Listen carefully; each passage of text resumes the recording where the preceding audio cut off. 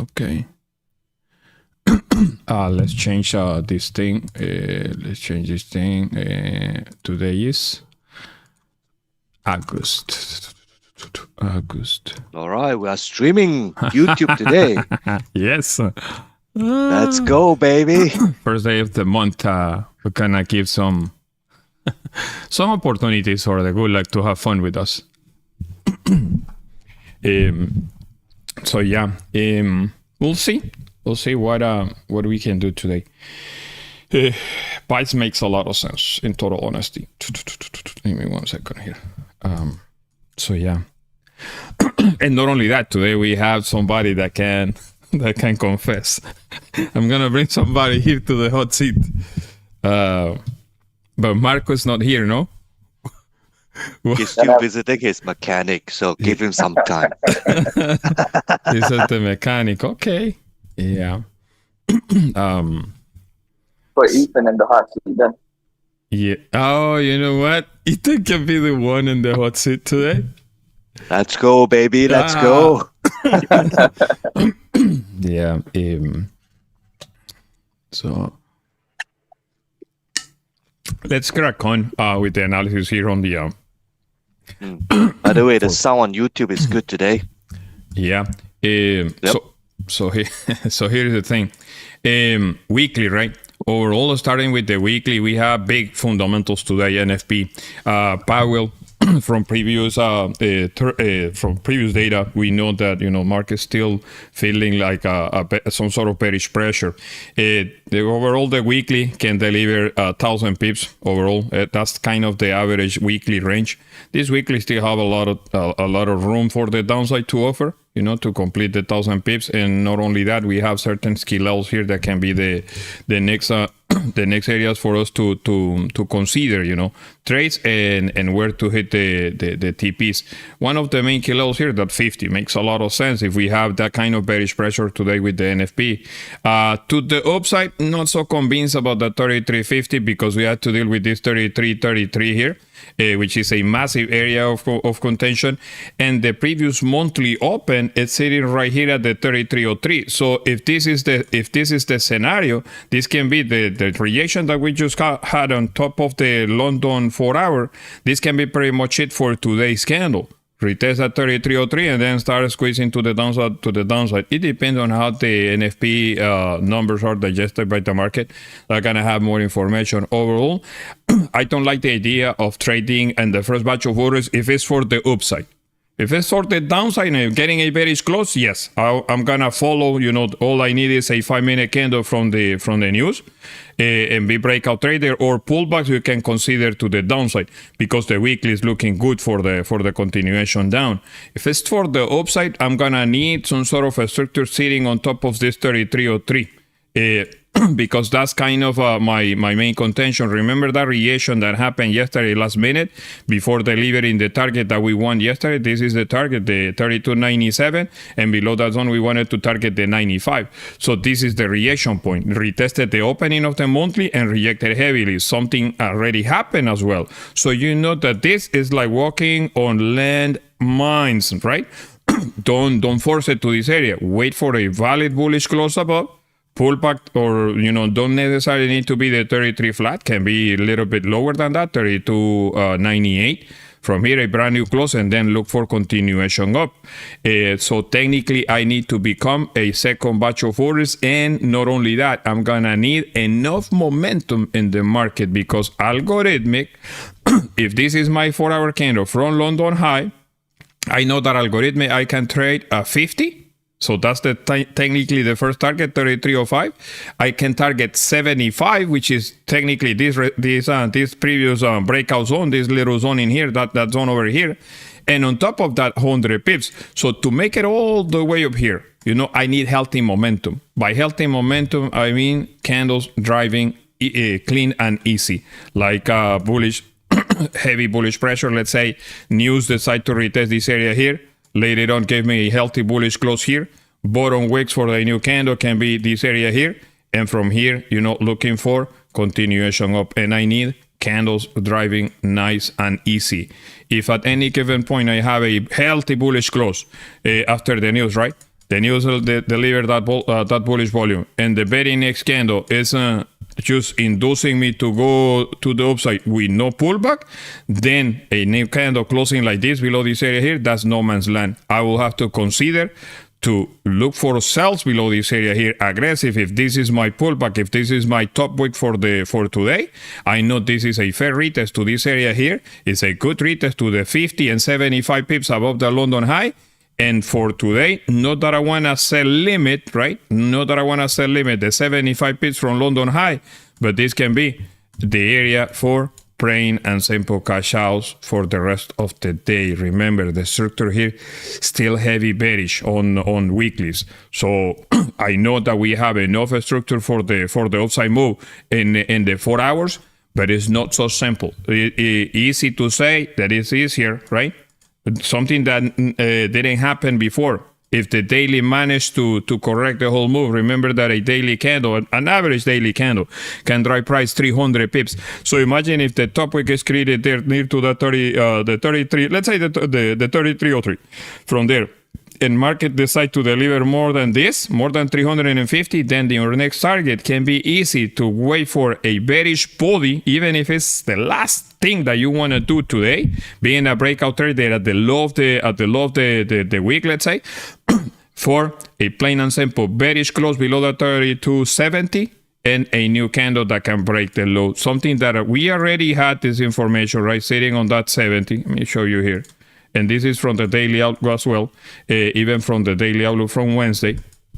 All we need is something that already happened, but at the same time, something that hasn't happened yet. We already got bearish close, nothing. Bearish close, nothing. Bearish close, nothing. So the easiest way to enter here is going to be having enough momentum later on, maybe last minute today at 1 p.m., 12:30 today, in the last 30 minutes before the 4-hour candle close, having a bearish close below that area there, and a plain and simple breakout. Pullback little to none and breakout. And from there, the contention, so you can, continue looking for sells is 7.5 minor kill and still finding two bearish candles and look for continuation down. If this happens today, then can be a massive sell-off last minute, but at this point, I don't want to consider waiting until price goes to that 70. I know that price already created certain structure here in this area, and I can plain and simple use this area as my secondary structure. What do I mean by secondary structure? For the ones that don't know much about a secondary structure, we have a first support here, we have a second support here, and the moment you have a bearish close body below this area, if it's news, whatever, then your pullback becomes either the major killer, which is where price is right now, trading there, right? Or a little zone in here. And all you have to do is wait for pullbacks and break off the candle that closed below the secondary structure. At that point, you can target this zone over here, and you can target the daily low. This is going to be technically the target. There's a bunch of algorithms that drive the markets on a daily basis. So imagine of a daily that wants to close bullish, right? We already got the retest to that confirmation support and a fake out. So imagine a news candle today that can drive, if you want to play the odds and having a buy limit today, all you have to understand is that you can give it a try with the 100 pips algorithm. If price is trading near to that 33 flat, you can easily plan a buy limit from that silly breakout zone, 100 pips from this area here to this area. 100 pip buy limit, a buy limit 32.90, and from here trying to catch that night with bare hands. But if you're risking something, you're gonna need to risk this area here. So you're technically risking like 20, anywhere from 25 to 30 pips. But this one right here can be the sweet spot for the first batch of orders for the reaction candle, and then boom, to the upside we go. But if that 100 pips is not being respected, 100, 120, then it's dangerous. Most of the times, price will go in the opposite direction, right? To get volume, to retest previous breakout areas, to retest previous support zones, like this one, for example, in this area here. And this can be your pretty decent entry. 32.90, 32.90.7, let's say, for the spread and everything. And this can be your reaction point for today. So the daily can continue his way up. But at this point, we're going to wait for information, and then we're going to go from there.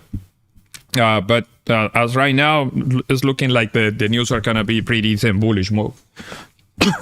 based on the price action that we have on the 4 hours, right? Because the 4-hour candle is the one that is important here, as right now. Just dealing with that 3303 is not worth it. Most of the times, trading on the 33 flat, for example, this area here, this is your 33 flat. So what you need at the 33 flat to look for continuation is a candle that close, same thing that we have there at the 3270. This area here, a bullish close, a candle that can pull back and break the high, a candle that close, a candle that pull back and break the high, a candle that close, pull back and break the high. But pre-news, who knows? And this is just the beginning of the session. Even though this is looking good for a fake out, but pre-news is never easy to find a proper trade. Like to believe, oh yeah, we're gonna price will deliver volume. Even though we have a healthy support, confirmation support, the fake out already happened from this area here. So all you need is to find that kind of algorithm that drives, give me 1 second here, that drive price for the pullback, little to none, and then the second 1 minute break the high of that candle there. Yeah, and maximum pullback is the low of this candle. For like a silly paper trade, whatever, if there's gonna be enough momentum there, this is technically your trade.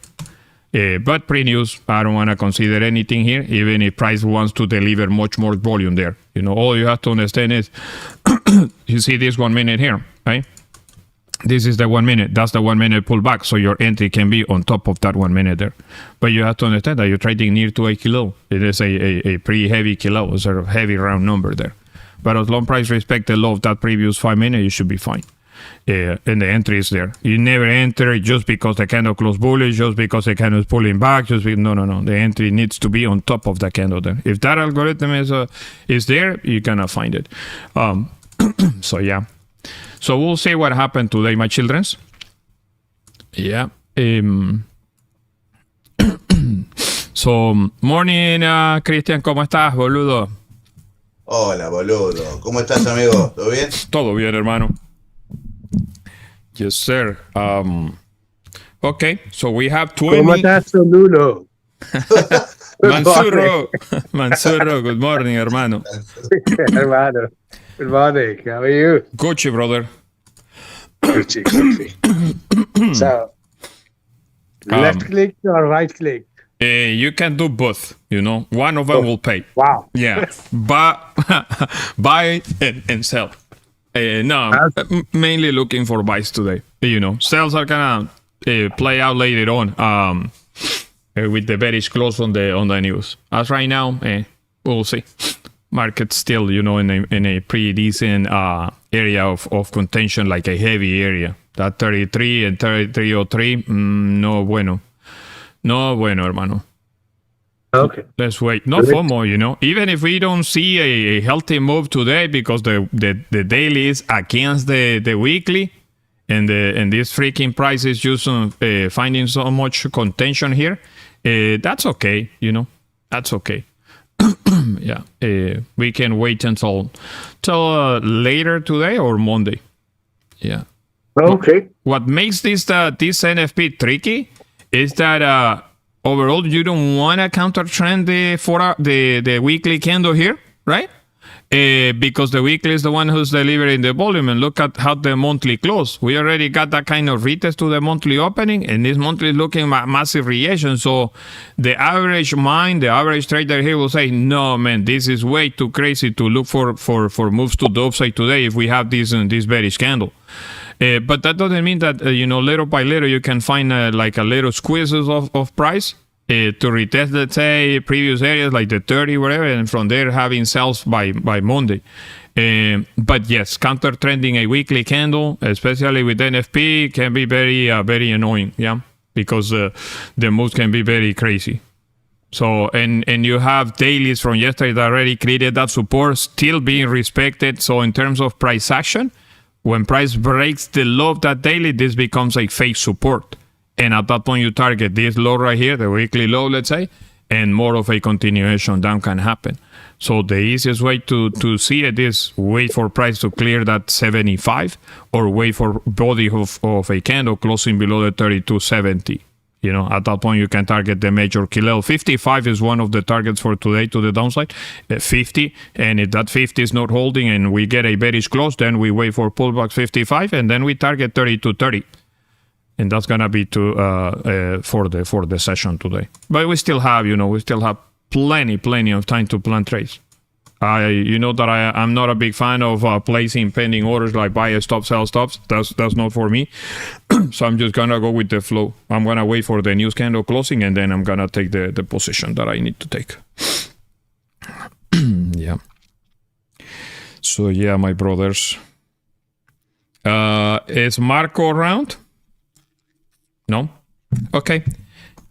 Yes. Good morning, brother. Morning, Mr. Marco. How are you, brother? Good. Okay?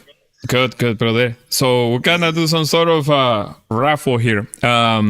Who wants to be sitting on the hot seat today for the kind of mini podcast? Oh shit! We can bring Ethan. Ethan. Yeah, Ethan is good. I know Ethan has plenty of stories. So Ethan, come on, mate. Where is Give Ethan? us the Holy Grail. Ethan, give us the Holy Grail, brother. Give me a minute. I'm gonna light up first. Okay. All right, let's go. All right. So yeah, this is. Don't pay attention to. Don't mind the name that you see on the YouTube on the Zoom username here. This is your That's sort a of beautiful name. No. What name, Kerwin? What is the name? I Say? don't know. What name? I don't know. I'm just gonna pin this name here. Yeah, I'm gonna have you.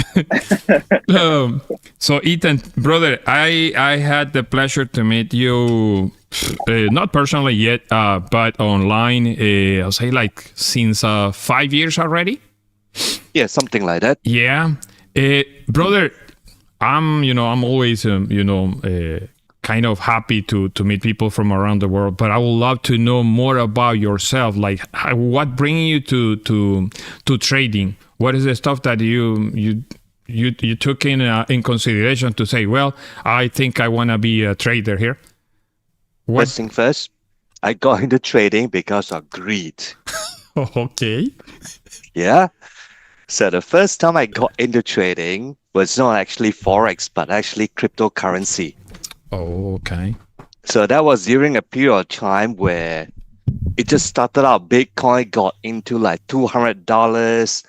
Ethereum was out at about, I think, $20 or $30 something ish right there. Wow. Right? So a colleague of mine actually came to me and say, hey, bro, you want to make it rich? And I say, tell me. All right, just tell me. So he went into all this Bitcoin, Ethereum, and I think there were some other funny coins back then. Now, at a point in time where I live right here, it's actually quite difficult to get any cryptocurrency because it's still not that popular. Yeah? Got to remember at the time that was like Bitcoin was still $200 and Ethereum was at $30. So that's a long time ago. So I say, screw this. All right? I'm sure there's a way. Look at it for a weekend there, but I was too busy with work and so on, so I forgot about it. 3 months later, the same colleague came to me and he said, bro, we made it. I look at him. I say, what the fuck you talking about? He showed me his account. He has $3 million USD. Holy moly. Wow. Yeah, he said, I was like, how the right? And Yeah. he says, well, I told you about the thing, right? So I bumped him about 50,000 USD just to buy Ethereum at that point in time. Look at where we are right now. I say, bro, it's not we, that's only you. I did not get in. And what was funny at that time was he said, look, I'm going to resign. I said, wow, okay, yeah, you should. I'm going to resign in a big way. Wow. So what happened was he said, look, I'm going to go inside. I'm going to give my manager a hard time. I'm going to slam the door and tell him to F off, right? I'm saying, bro, don't do it. Don't. I said, yeah, I can do it right now. I have the money. I don't need him anymore. So he went in, did it, went out. So at that point, I started to take a look at cryptocurrency more seriously. Oh, okay. Look up with a few friends, right? Yeah. But all of us got no clue how it works, right? Because if we talk about stock markets, we know there's fundamentals behind it. You look at the company history, all that kind of thing. But cryptocurrency, there's nothing. So to us, it was a big gamble, right? So we're like, okay, I tell you what, want to put in some money right here. Mm. We did.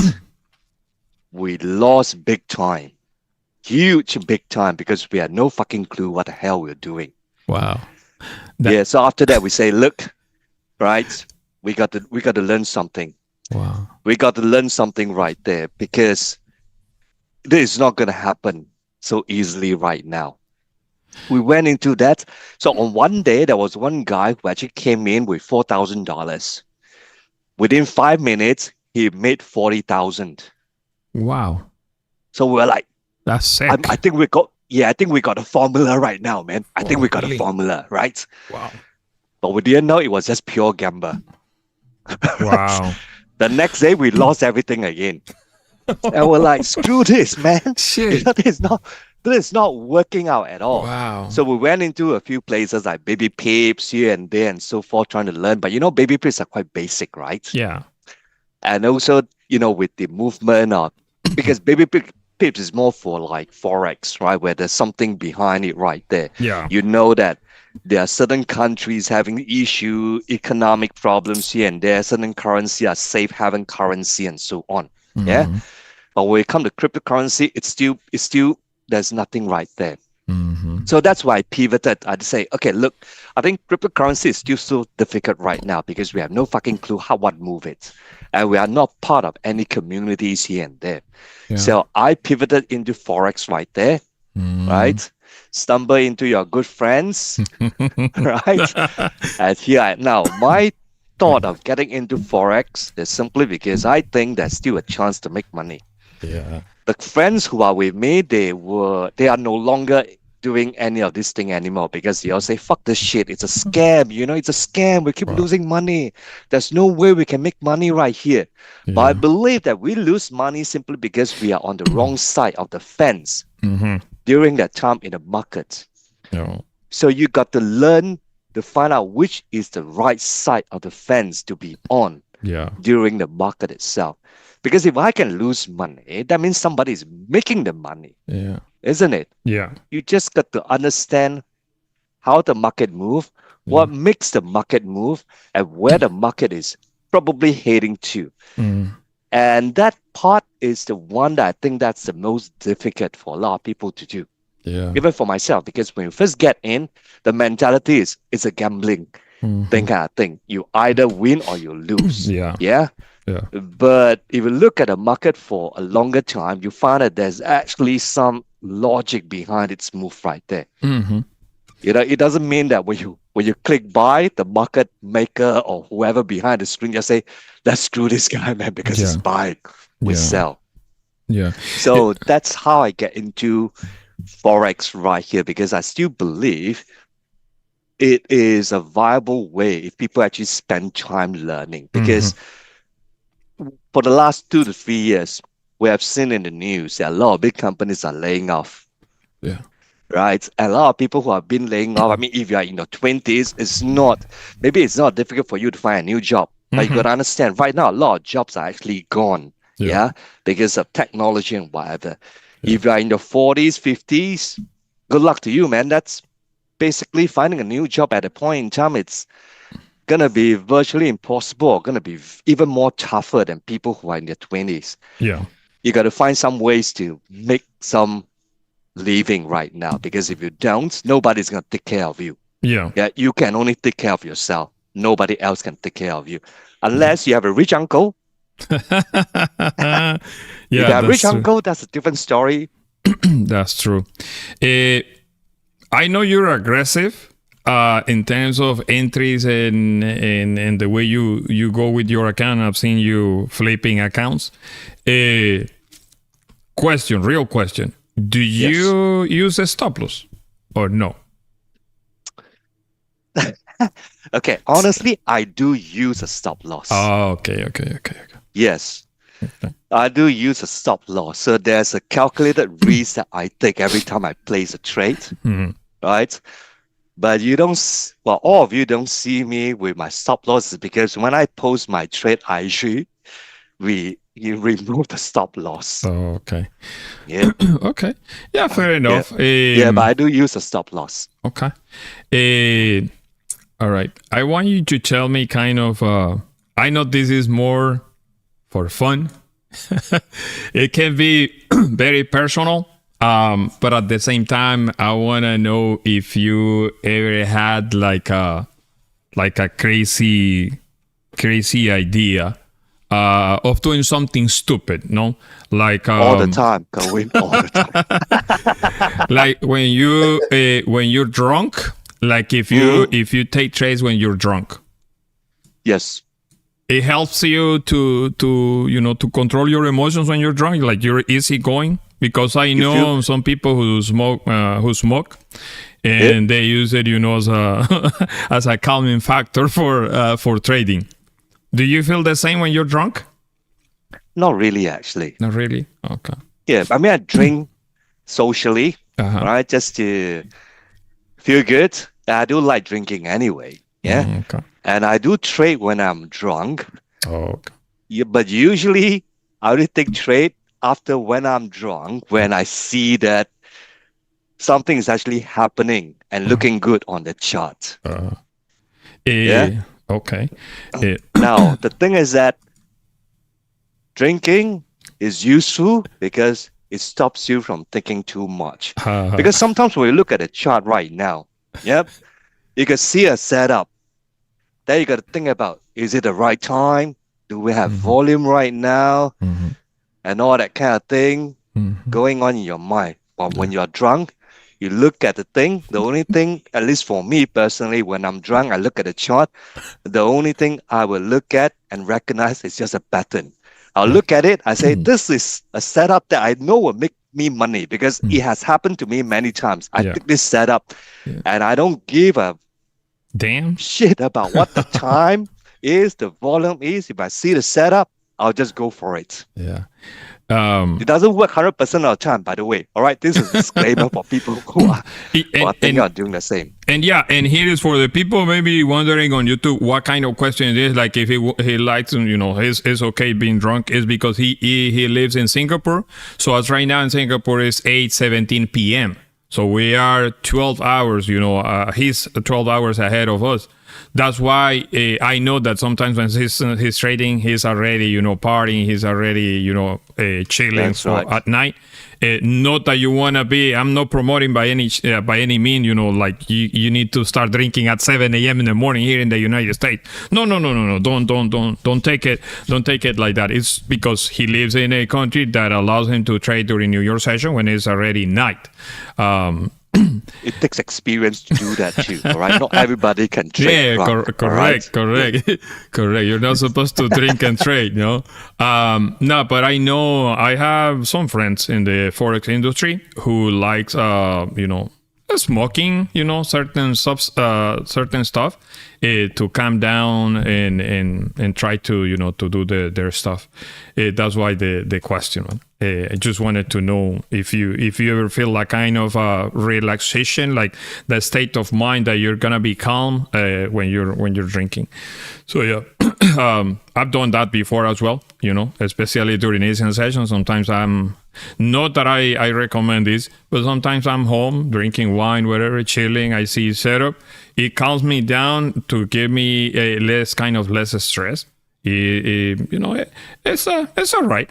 If it's a good way for you to calm your nerves, it's fine, I think. Yeah, but I'm not promoting anybody here that can be trading and drinking at the same time. Just for information, when I do trade drunk, I don't go big. Right? Okay. It is more like having a couple of drinks after some conversation with friends, and you decided to have some fun. That's about it. Yeah. I'm not asking anybody go and get drunk and then trade 1,000 lots at one shot. That's not going to end well for anybody. Is there like at any given point that you wanted to give up on trading? Like you felt like, fuck, I'm not going anywhere. I'm like stuck in this shit. It's not working for me. Did you ever felt that way? I think yes and no. I think yes and no. There was a period of time where I do feel that things are not working out. Yeah. But a good thing is I start out learning properly trading by actually journaling all my trades. So at that point in time, I say, okay, let's go on, because if I don't perform well right now, then there could be something that I'm missing out. So I look for a lot of places here and there. But the thing is that at that point in time, I'm not saying that I'm very good, but wherever I look around, pretty much everybody is saying the same thing that I already know. Yeah. But things are still not working out. So after 2 years, where I have more data at my disposal to go through, I realized that, okay, sometimes you find that you lose today, you lose tomorrow, you lose the day after, you lose for an entire week. Whatever you do, buy, sell, you keep losing. It's actually not on you, but rather it's because of the market cycle at that point in time. Because when I look back at my journal, I realized that there's certain months, where not just me, but people who trade together with me as well to say the same thing. It's like, this month is crap because nothing is moving.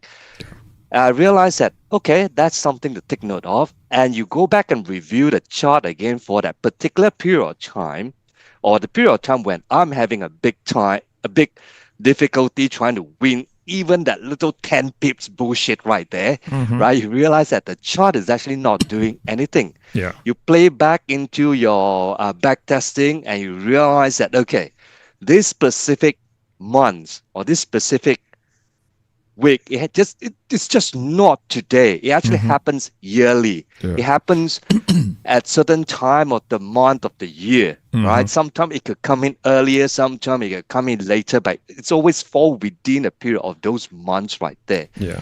And that is where I realized that, okay, look, then that means there are certain things I need to understand and not push it when the market is just not there for me to take anything out, because it's very likely I'm not the only one suffering. Anybody who is doing it at that point in time are suffering too. Yep.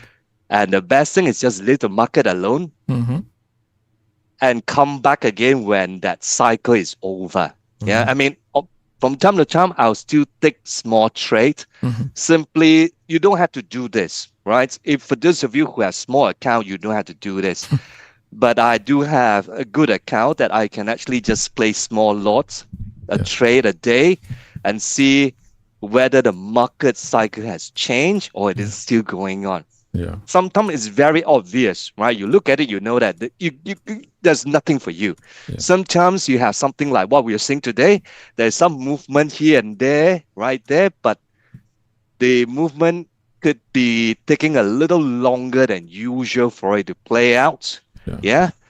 So those are the things that you just have to pay attention on, right? So for the information and benefit of everyone who is listening, sometimes it's not you. Sometimes it's just the way that the market moves. Yeah. So for those of you, if you are really getting into trading, don't give up that easily. Learn as much as you can. And then at the end of the day, strip away all those things that are useless, because there are 1,001 things to learn in trading. Some people have EMAs, Fibonacci. If those works for you, good. Right? You don't really have to add anything else. Some people have to add Fibonacci to EMAs, to price action, to RSI, to whatever it is.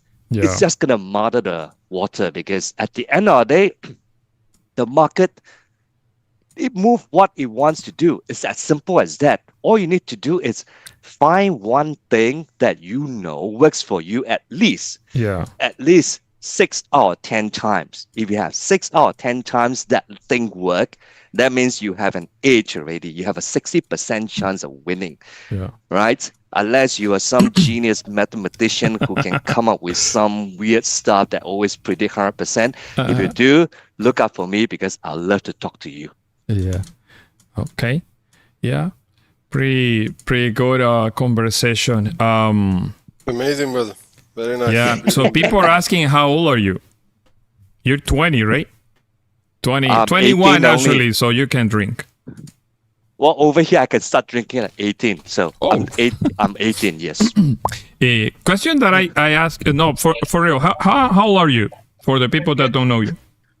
I'm around the same age as you, Kerwin. Give me the number. People need to know the number, the magic number. The magic number starts with a 4. Okay.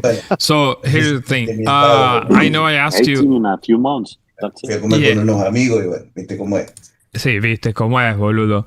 I asked you this yesterday, and I want to ask you again. Did you ever cross path with a lady boy in Singapore? No. No. Be honest, even if it Be was honest. just a Just be surprise and honest. didn't You know, know, this is a I'm- confessionary session. They are very rare right here in Singapore. Uh-huh. Yeah. Very Yeah. rare. But if you go Okay. to Thailand, it's a different story. Okay. Okay. Yeah. I have several friends that love traveling to Thailand. I wonder why, if it's for real because the food is cheap and But the food is not that cheap anymore for the last 2 to 3 years. I think 4-5 years ago, Already. because of the foreign investors coming, money going into Thailand. Uh-huh. So a lot of things are not exactly that cheap anymore. Oh. Maybe there are a few things which are cheap, but overall, it's not that cheap as before. Oh, okay. Mm. Okay. Maybe they like the mechanics. I heard that they're good. That's true. That's true.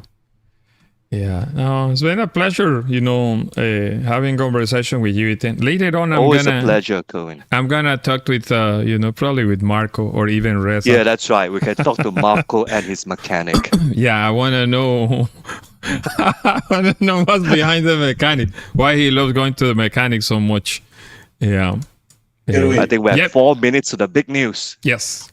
Es lindo saber la historia de los demás que estamos en este grupo. Sí.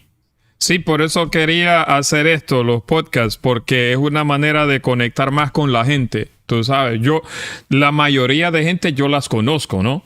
Sí. Pero Vos conocemos todos. sí, pero sé que entre ustedes mismos no se conocen las historias. Por ejemplo, ustedes no conocen la historia de Ethan, no conocen las historias de Marco y de alguna otra gente. La mía probablemente todo el mundo la conoce, pero no la de entre ustedes mismos. Por eso quería hacer esto, tú sabes, más ameno, algo para conocernos mejor, o sea, que se conozcan mejor. Ajá. ¿Vas a hacer algo así? Sí. Voy a hacer algo así. Por lo menos los viernes vamos a siempre traer a alguien y si podemos 2 o 3, eso va a ser, Genial. va a ser interesante. Yeah, because this way you guys can have a little bit more of knowledge as well from past experience, like from Ethan's experience as well, not only mine. You can always have take advantage of the knowledge that somebody else can give you. Past experience. No, with Lady Boys. Don't get me wrong. Nobody wants to know Lady Boy's experience. What was the experience with the Lady Boy? And I'm not as well. I'm not saying that that's bad or whatever. It's just my way of everyone looking at saying no one wants to know Lady Boys, but secretly everyone thinking. Yeah. All right. So here comes the news. As you can see, price still rejecting that monthly flip. Daily is looking good for the upside. According to Market AI here, this is the thing. This is the news for today. We'll see what we can get from this, the non-farm payrolls. According to Market AI, the impact higher than forecast, gold obviously go bearish. Lower than forecast, gold goes bullish. Estimated is 130. So we'll see. The forecast they have is 110. So it's the forecast is probably higher. Not that you need to rely too much on fundamentals, because if it's for the downside, the move can be easy going. If it's for the upside, we're gonna need to fight for it. Therefore, no breakout trades. Just looking for certain moves. I'm not gonna place any pending order. Just gonna watch what price can give me later on. Close below the 97, I will sell. This is a valid secondary structure. I will say below that 93, good to consider sells. But the one that makes sense in here is to price to drive either 92 Prices, this is algorithmic, right? So this is technically the 100 pips. But if you go there, then you're gonna need to risk at least this and this low structure there, this and this area here. So we wait. I'm gonna wait. If this candle is closing bearish with the reaction, then it's fair to say that there's gonna be a breakout on top of this candle here. Yeah, for the upside move. For the upside move. But this can be very short-lived. Yeah, this can be very short-lived. That can be just the first batch of orders above this candle. Yeah. Let's see numbers. More than likely they okay. Huge low number. It's a huge low number. Okay. Then yeah, we're gonna see buys. Things that we can consider now is any pullback to this area here, we can buy the pullback. We're gonna need to risk the low of this candle, whatever we try to enter. Yeah. Yeah, close 97. Yeah. What makes dangerous here is dealing with the first impulsive move. Yeah, and pending orders, they don't, they're not so appetizing because you always get slippage. So from now on, the driver, and now it's time for us to wait for the pullbacks. Yeah, this is way too high to enter there. So whatever, we wait. Yeah. Buen volumen, yeah. Yeah. Yeah. Weekly. Remember the 75 pips above the London high? Where is the London? The London high is right there. 75 already got hit, no? More than that. Way more than that. You're almost 200 pips. Almost 200, yeah. 180 right now. Yeah, the 13 level here, the 10 and 13 level was kind of the one that made more sense. Don't leave, baby. Just come back. Baby, come back. From now on, keep an eye on the 325 pips, 370, and 400 pips. Somewhere here. Yeah. Not that you want to counter trend, but that can be pretty much it for today, the 21. Yeah.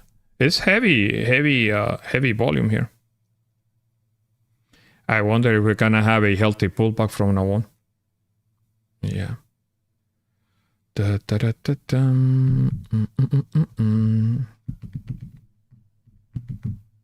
Yeah. That's okay. Yeah. Hacer un pullback soon. You need to pull back soon. Excuse me.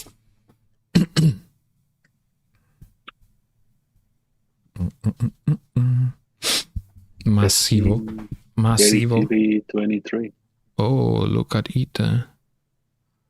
Masivo. Kerwin, what about 28? 28. I don't know. Based off timing. But to sell it, you say? What I need here is a target for the daily. So wherever pullback happen and wherever support is established, again, we can go for that continuation. Not to sell it. No.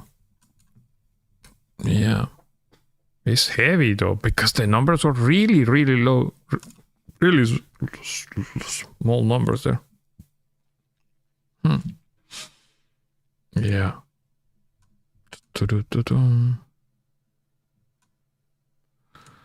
Yeah. Look at that, man. Kind of the easiest and steadiest volume here for the NFP. Insane. That is a monster key level. But I don't want to sell this area though. This thing is looking super aggressive. Good thing is if we manage to have pullbacks, then we know where to go. That's the good thing in here. Yeah. Yeah, boys. Time to wait. Yeah, time to wait.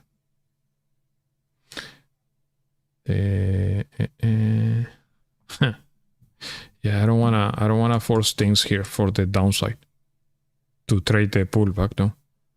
Masivo, bro. Holy. A whole daily candle. Kerwin, are you part of?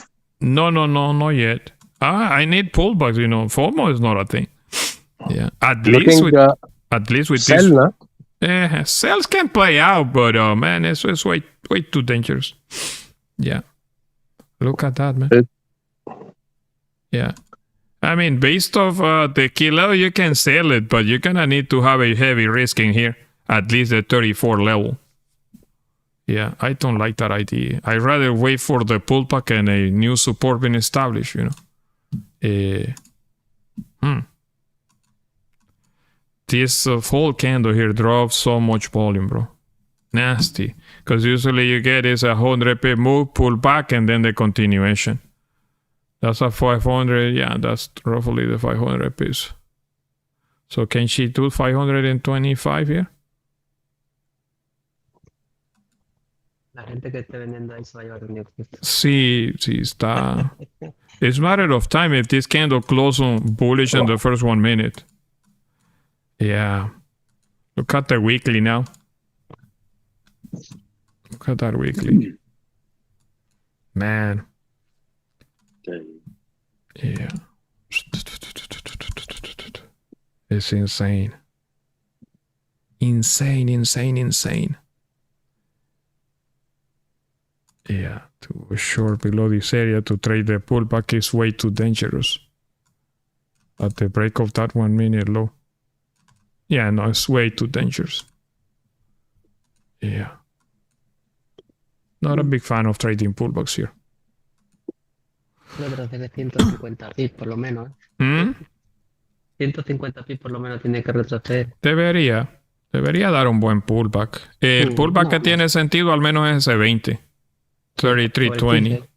Yeah, with that kind of close, what I need is pullbacks. Not to buy the pullback aggressive based off the kilo because the entry can be 20.5 and the stop loss can be the 18. But no, man, this thing is not stopping, so it should probably continue more and more. So we will see. The only kind of contention to play the range from 33, let's say, to the 27 is that zone, the classic range. And then from there, price just rejecting. Yeah. To trade the pullback here requires, being too much of aggressive. I don't like it. This thing is a no. You want to paper trade something here based on the daily already delivered that algorithm there, trading the last 2 minutes of this candle, and then you trade the range. Stop loss for this thing can be 36.5, something like this. Let's say selling right there, right? Because in the last 2 minutes, the candle is going to need to create the reaction and pull back to the 27 if it's rejecting the range. Remember, there's a big chances for price to create ranges between the 27, even 26 to 35, something like this, like a 100 pip range. But this, I find this too aggressive for the time being. I just wanna let it pull back and give me some sort of support. If I miss the best entry possible here for the rest of the day, that's okay. I don't care, because this can be the reaction point for today's candle. Yeah. But I don't want to do something like this. I want to wait for my setup. Yeah, and my setup is wait for the pullback, support, and move up. Yeah. Hermano. Yep. Aparecieron los compradores después de 2 meses. Aparecieron, brother. Ya era tiempo, man. Ya era tiempo. Puta, se ha demorado el oro un culo para poder dar movimientos bullish. Yeah. Sí. Yeah. By the way, I'm not trading this. I'm just giving you the idea in case that somebody wants to do something stupid here. Yeah. ¿Te acuerdas que lo comentamos? Que a lo mejor agosto iba a hacer todo lo que hizo en julio. Yeah. Cuando suele ser al revés. Yeah. Yeah. Let me delete this thing before you guys have FOMO. Quítalo, que se lo va a Yeah. llevar el diablo ahí. See, here is just because of the range. Gold loves doing that kind of range, you know. Yeah, maybe Marco wants to give it a try. Sam, okay. No, man. No, right? lose. No. Okay. It's crazy, man. Yeah.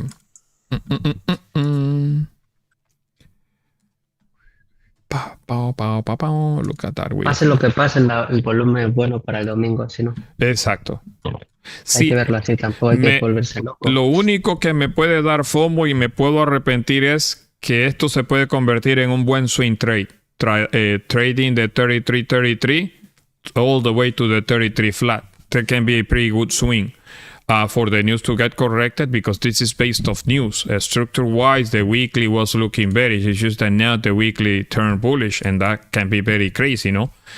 Plus the volume, bro. Like, fuck. You don't need glasses, you know, to understand the volume here. So why the fuck you want to counter trend this move? You can do it, you know, but properly managed, yes, you can do it. But that's the only thing that I may regret not taking the trade here aggressive for a move to the downside, at least to have a pullback to the 27 or 25. And then this thing not stopping at the 27, going to the 20, and then my pullback. But before this move can get corrected completely, right? This thing can be like a retest to this area here, a new pullback, a new retest, and a new structure there, and then later on having that kind of downside structure to correct the whole move down. Maybe whatever. But at this point, it's waiting for healthy pullbacks. So you trade the continuation. Yeah.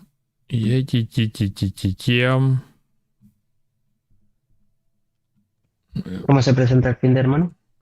Bien, va a haber carrera por lo menos, which is ¿Hay good. carrera Sí. esta semana? Va a haber carrerita. Vamos a tener carrera. ¿Dónde es esta semana? En Hungría. No te toca madrugar. Ajá. Ni para Londres madrugar. Esas son las cosas, mira. Ya, para Londres me cuesta un huevo. De lunes a viernes no me moleste. No, sí, pero en el gimnasio, o sea, cuando me toca gimnasio siempre es de madrugada. Casi siempre de madrugada. Hoy fui a correr y rapidito estaba de regreso en la casa. Una clase de calor, bro, horrible. Te ahoga la humedad, ¿no? La humedad allí. Horrible, man. La humedad está en candela. Ya. Yo llevo demasiado, como 2 meses corriendo, que tengo la rodilla derecha, ya que ya me ha dicho que no es bueno tanto correr. Ni quiera Dios. Ni quiera Dios. No quiere parar, hermanos. She don't want to stop. She wants to go for that 33.50 maybe, huh? I haven't checked the chat on YouTube. Let's see. Let's see what's going on YouTube. If we have any questions on YouTube.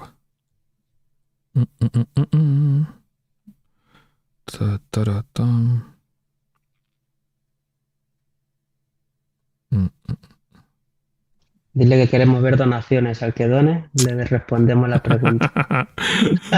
Igual que el socio, ¿no? Claro, dile que es para los niños de cualquier sitio. Ajá. La gente tiene cara dura, ¿eh? Que pide para eso y luego se lo queda. Muchacho. Yeah. Pero aquí no te pueden donar, ¿o sí? Sí, ¿no? No sé.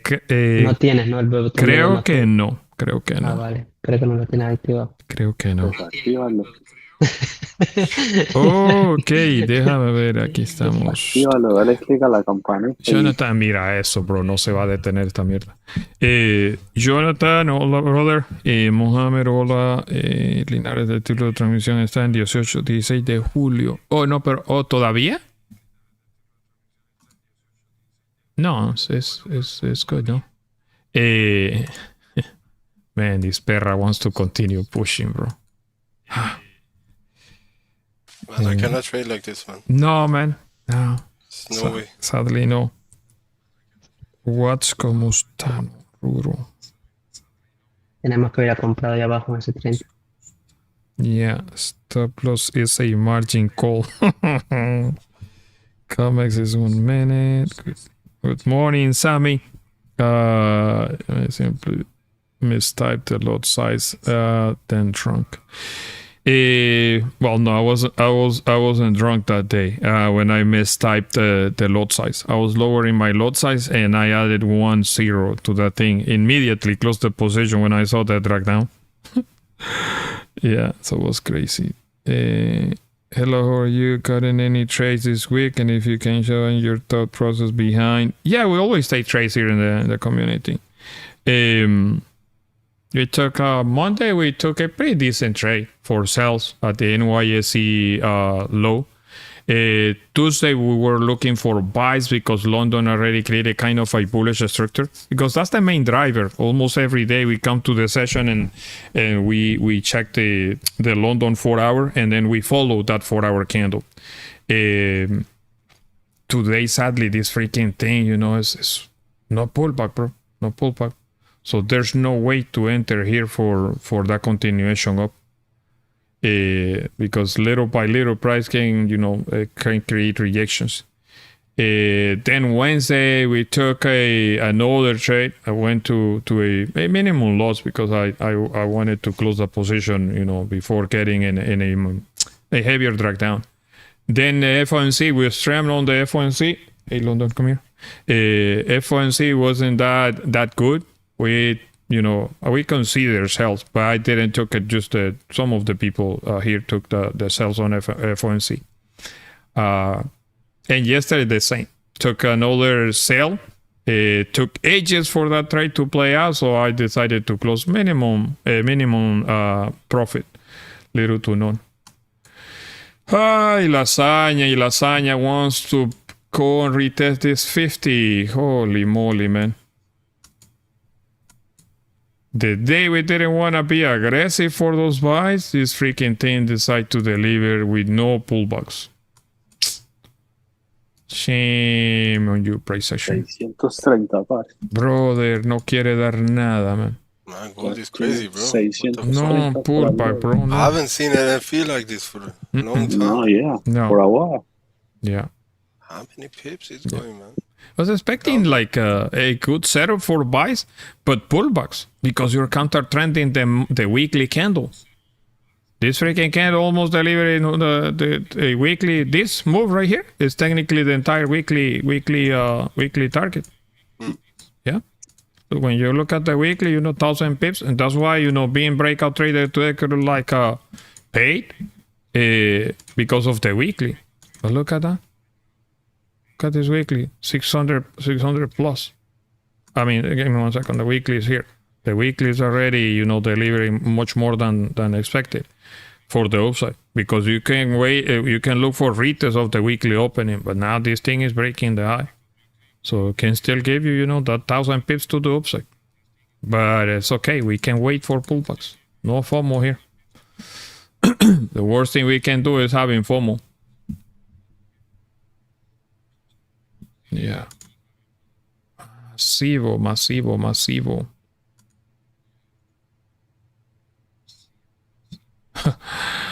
30-minute candle engulfing so much data here.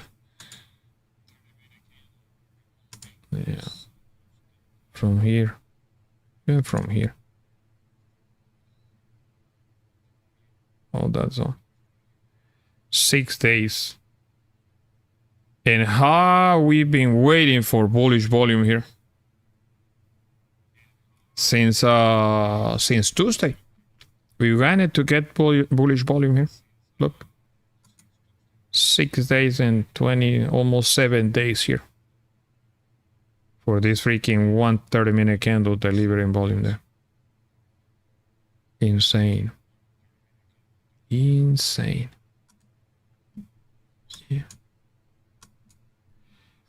That was the candle that induced me to take buys on Tuesday. Yeah.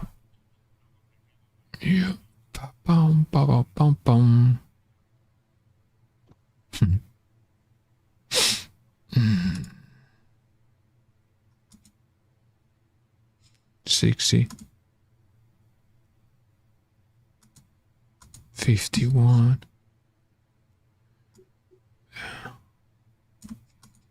Yeah, but it's too dangerous to consider something from this 50 though.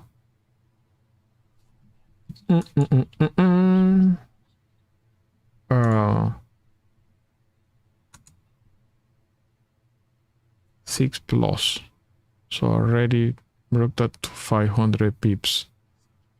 The next target is gonna be 800 for the day. Damn. Yeah, man. Fuck. Oh, my bad. Fuck.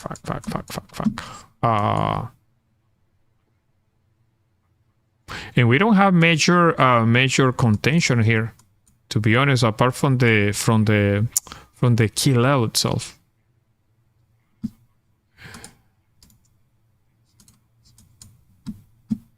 Stairs to heaven. Ay, lasaña.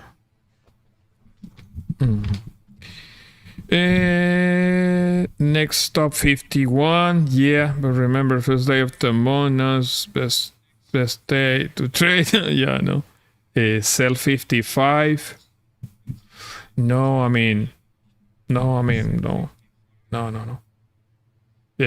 The moment you start selling something, it's for little pullbacks. And can be annoying because can get, little profits to none and then getting stopped out. So you need to close the most you can as soon as you can. Yeah, crazy shit. Coach, now the pullback becomes 33, 35. Yes, as right now, major kill level, whatever, can be that 40 right there or the 33. Yeah. Yeah, we are 34 in futures. Wow. Heavy. Yeah. If the momentum continues, all you need to find is pullbacks at 40. But in total honesty, this is not enough pullback. We need better pullback than this one. Yeah. Usually price will pull back to a major key level and then reject 20 pips below the kilo, 15 or 20. Yeah.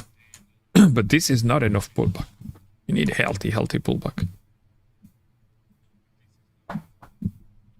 Yeah. No bueno. Messed up the whole session. Yeah, man. The whole session went to waste.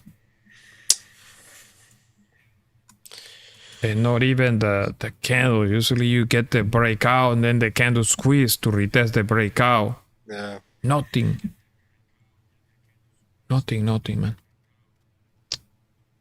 Whatever. Marco, next forward buy or sell? Well, I got burned once, so I don't want to try anything. Yeah. But now nothing. Nothing, hermanos. Sadly, nothing. Yeah. I saw the weekly flip, man. Fucking idiot. I made a mistake. Yeah. We will get the nasty pullback near US session. Yeah, I mean, usually you get the breakout and the pullback can be there. At any given point, we're going to have the pullback. It's just a matter of waiting. How long it's going to take? Only the market knows. Or maybe only Trump knows. He's the one who can create the pullback here with something silly. If you're getting ready for the global currency reset, always ready. So yeah, whatever.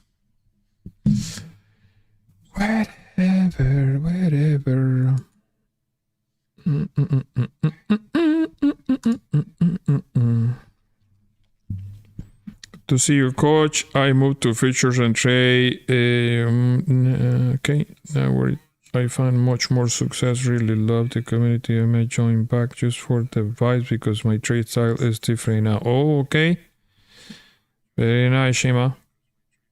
Very nice. Yeah. I mean, we trade Forex, but a lot of people here trade futures. Because the moves are kind of replicate on futures as well. It's the same thing. It's the same. Yeah.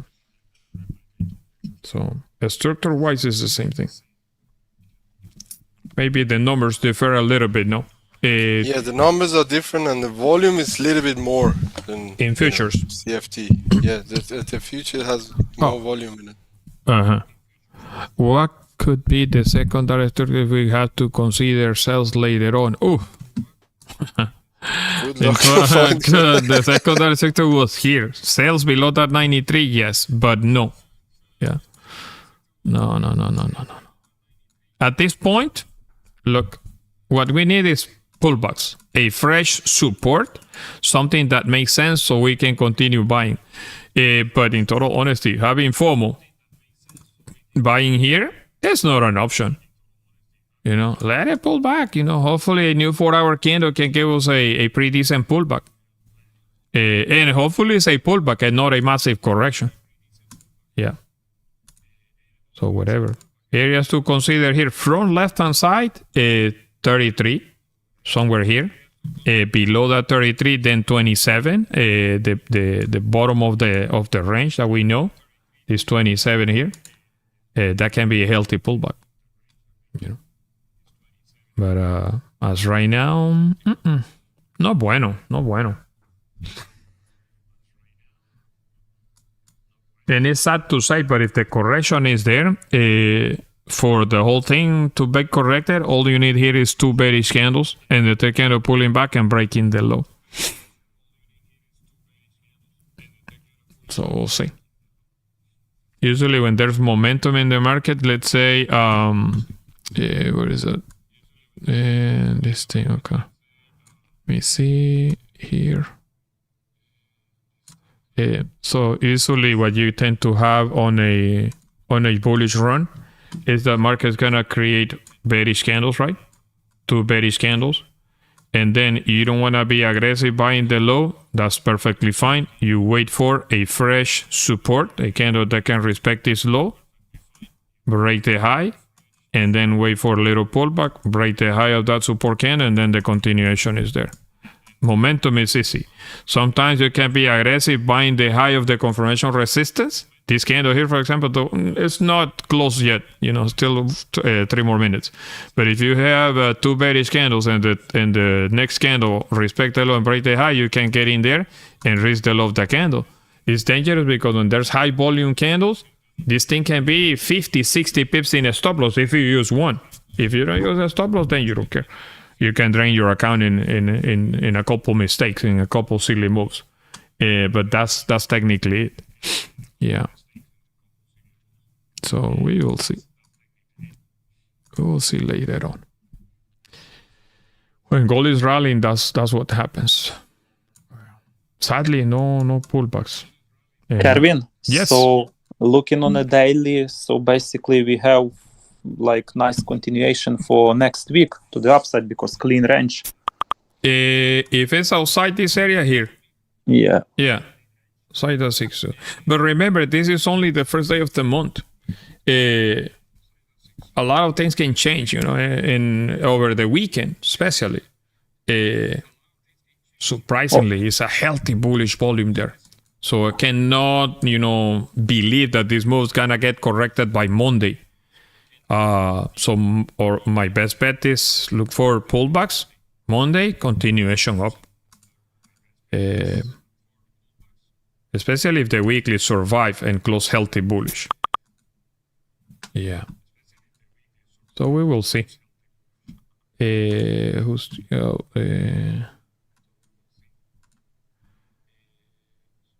Yeah, close before NFP. Yeah, no, this is quite dangerous. That's gambling, basically. Quite dangerous holding positions when the news are coming. Especially NFP, man. You had some nerves going on in them. Yeah. Keep it. Today I didn't even want to have like a pending order, like a legit 100 pip below the news, because the slippage can be nasty. Yeah. We had it the last NFP, you remember? Yeah. So I still have PTSD with that freaking volume. Yeah. Man. But even the last NFP didn't behave like this, because we went down massive, but it wasn't this much. Yeah. This is crazy. This is way too much. This is way too much. No I'm telling you. pullback, nothing. I was expecting for today, pull back, 13 or even 20. But this extra, no. This is out of my understanding. Yeah. Why so much volume? Who in the world, decided to buy these areas last night? And the only information we had today was this information from yesterday. That support confirmation. Price retesting, whatever. This whole volume out of the blue is way too crazy for me. On a weekly, we just touched that 72 really strong level of support. Uh-huh.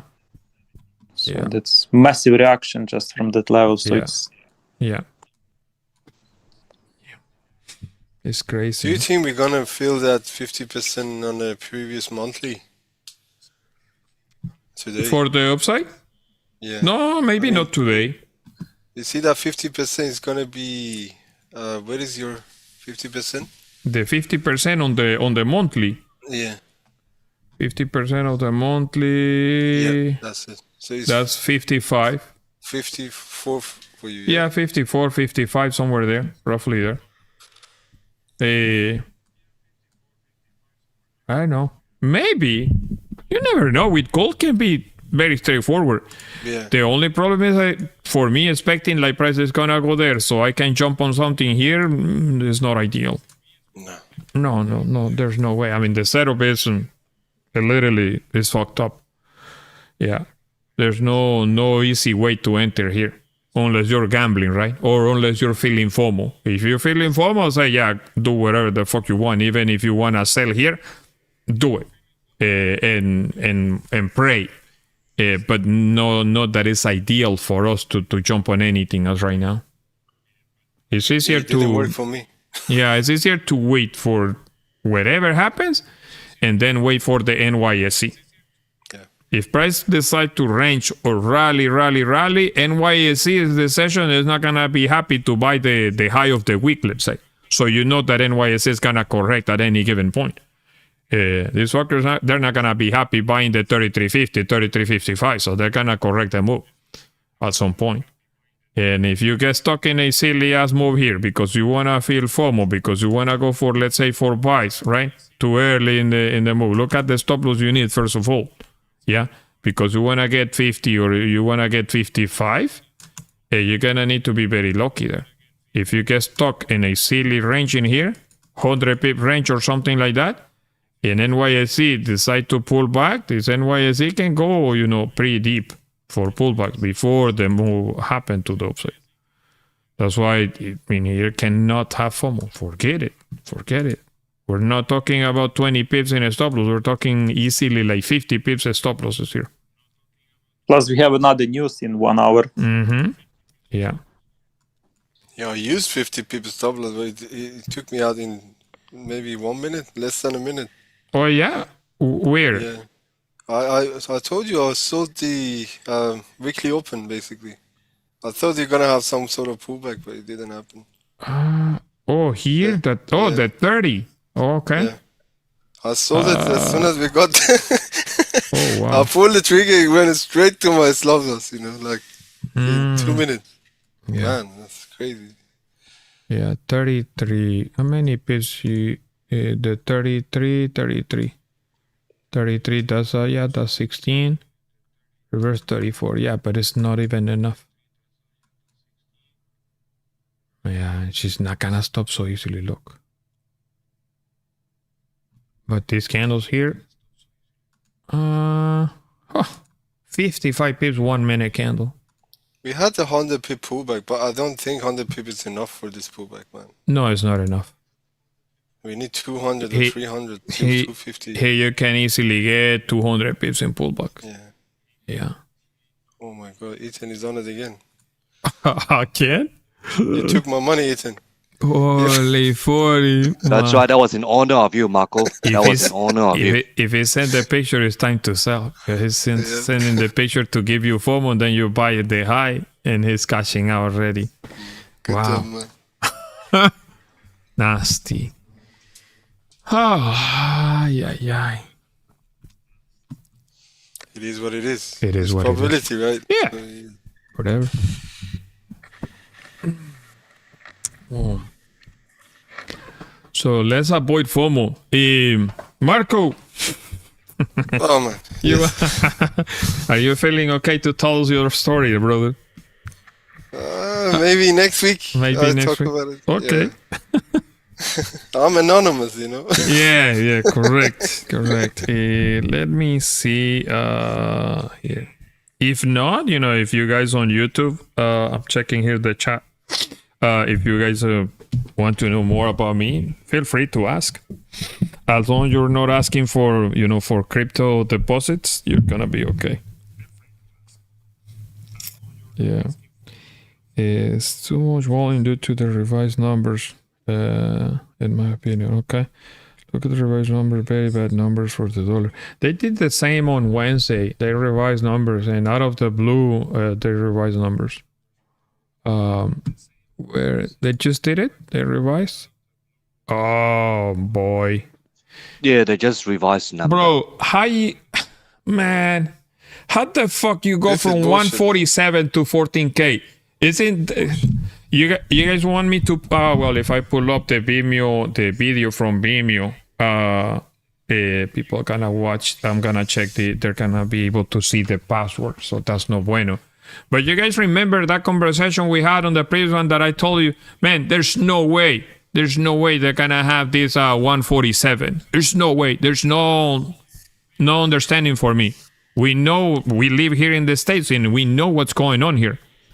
How the fuck they're gonna go from 147 to 14K? This is pure this is pure manipulation, man. This is the stuff. This is the shit that we have to deal. As traders, we have to deal with this shit. So you need to be smart enough to understand what's going on in the market. Yeah, and don't rely on fundamentals. Don't trust so much fundamentals because you're gonna get fucked left and right. That's way too much. From 147, 14K. I don't know. Doesn't make sense. Yeah. Never. Yeah. It was one take the forecast in another few market, yeah. Way too crazy though. This previous 14K here, previous NFP actually had to they even do it. Because they love manipulating price, man. Wow, Andrea. Thanks for the information, man. Didn't realize that. So really interesting.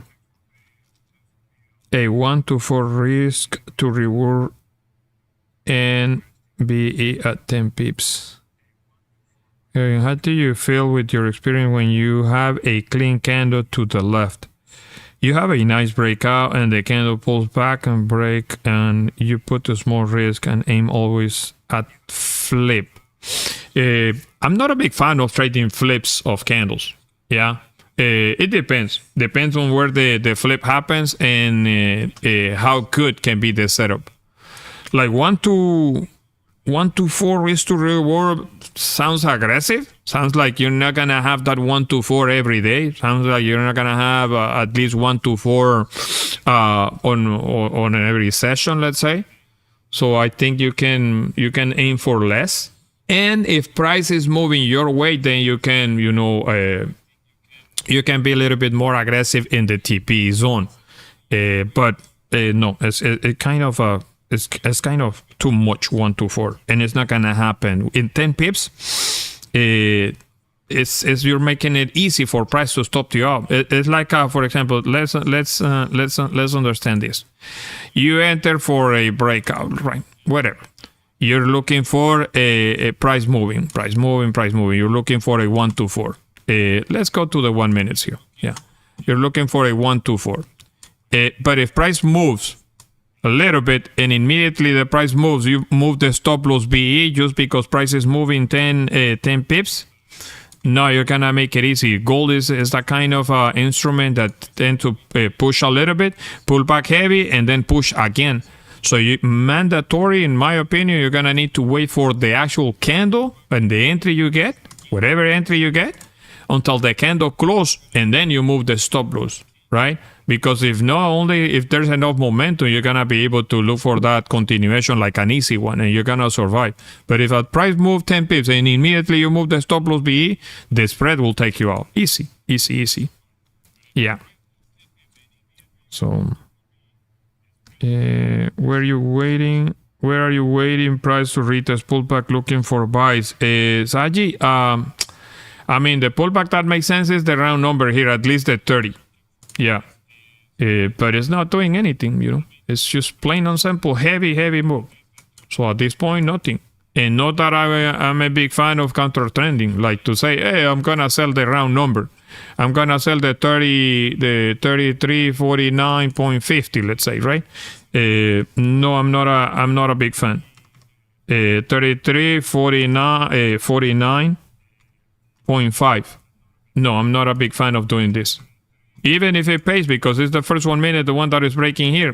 No, I have no business. Because when you're trading like this, you're technically gambling. You're forcing something against every institution possible. And it's just based off algorithm, a specific algorithm that can go 5 pips below the key level, respect 20, and then you look for the pullback to the minor key level, something like this, for example. But this is way too dangerous. Don't feel like a good idea doing something like this. And as soon as that 1 minute close, then you move the stop loss pretty tight. Why? Because if the 1 minute is the one that is breaking the high first, there's a high probability that candle is gonna retest the previous zone or at least the breakout. But if that candle break the high of that candle there, it's not gonna stop. It's gonna continue. But when you enter like this, for example, in the first 1 minute, it's just gambling. It's forcing something to happen against everybody in the market. Yeah. So no bueno.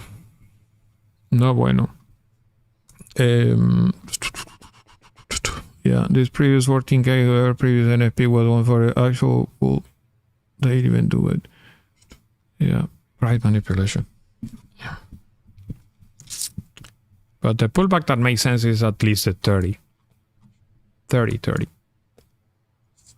Certain algorithms you can go for it, you know. What is the 1 minute here? Yeah, it's roughly there. That's the 49.5. Price don't necessarily need to hit the actual key level. And on top of this area, the one that you can force it like a little bit more is selling that 55. The only reason you can sell the 55 and can be rewarding is because the price will love to break out, go 55, reject, immediately pull back to the major key low. So you know that selling from there is because you're trading to the key low there. But this is something that if you don't know how the market behaves, if this is the first time that you're trying to do this, no, don't do it. Just paper trade, just back test, just do the most research that you can do. Not for you to counter trend.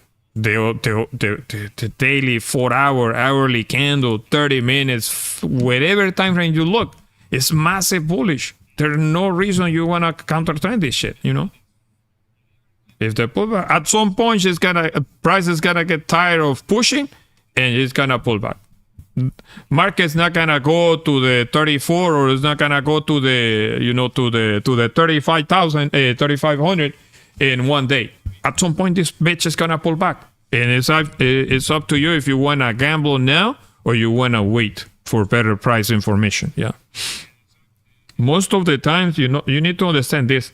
The hardest part in trading is controlling emotions, like being emotional attached to price, because price is moving, and all you have to do is either you want to look for continuation or you want to go against everybody else. Like there's going to be a bunch of people that are having FOMO right here, or even here, a bunch of areas there, the people have FOMO, and probably, will hit the stop losses. Will full margin. They're gonna full margin the account because they think that market's gonna go in one shot. And there's gonna be another bunch of people who are gonna say, "Oh, price cannot push anymore.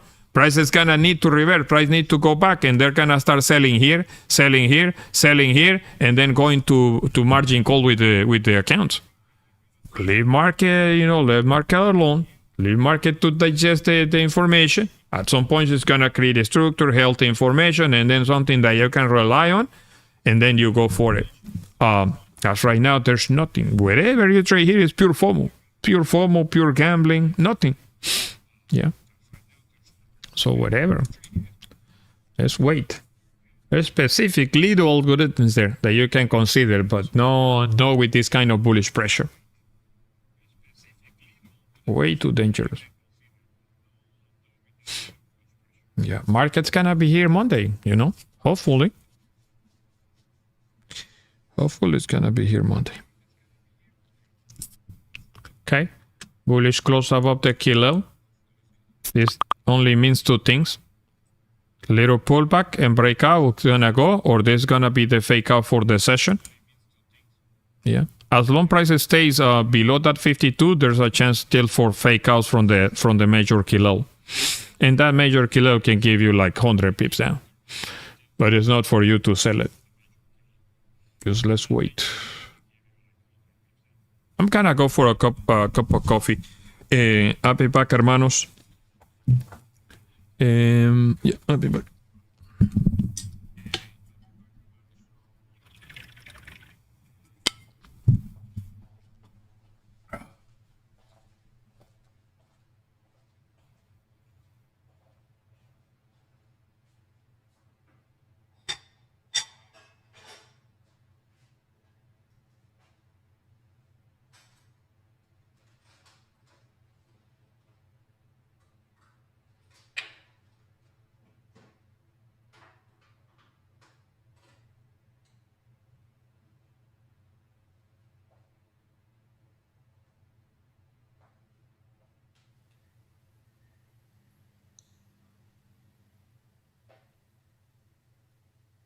Who has the balls to sell that 55? Marco, get out of here. I will not touch cells with a 1,000-foot pole today. That thing moved 500 pips It's crazy, man. in an hour. Yeah, it's crazy. It's almost like war news. No, leave it, man. Leave it. I'm not gonna touch it. Leave it. Because if I get banned twice with the same mistake, that's not good then.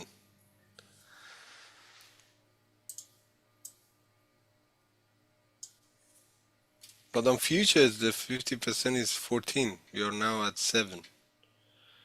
So it's like 70 pip more. Different a little bit. 60 pip.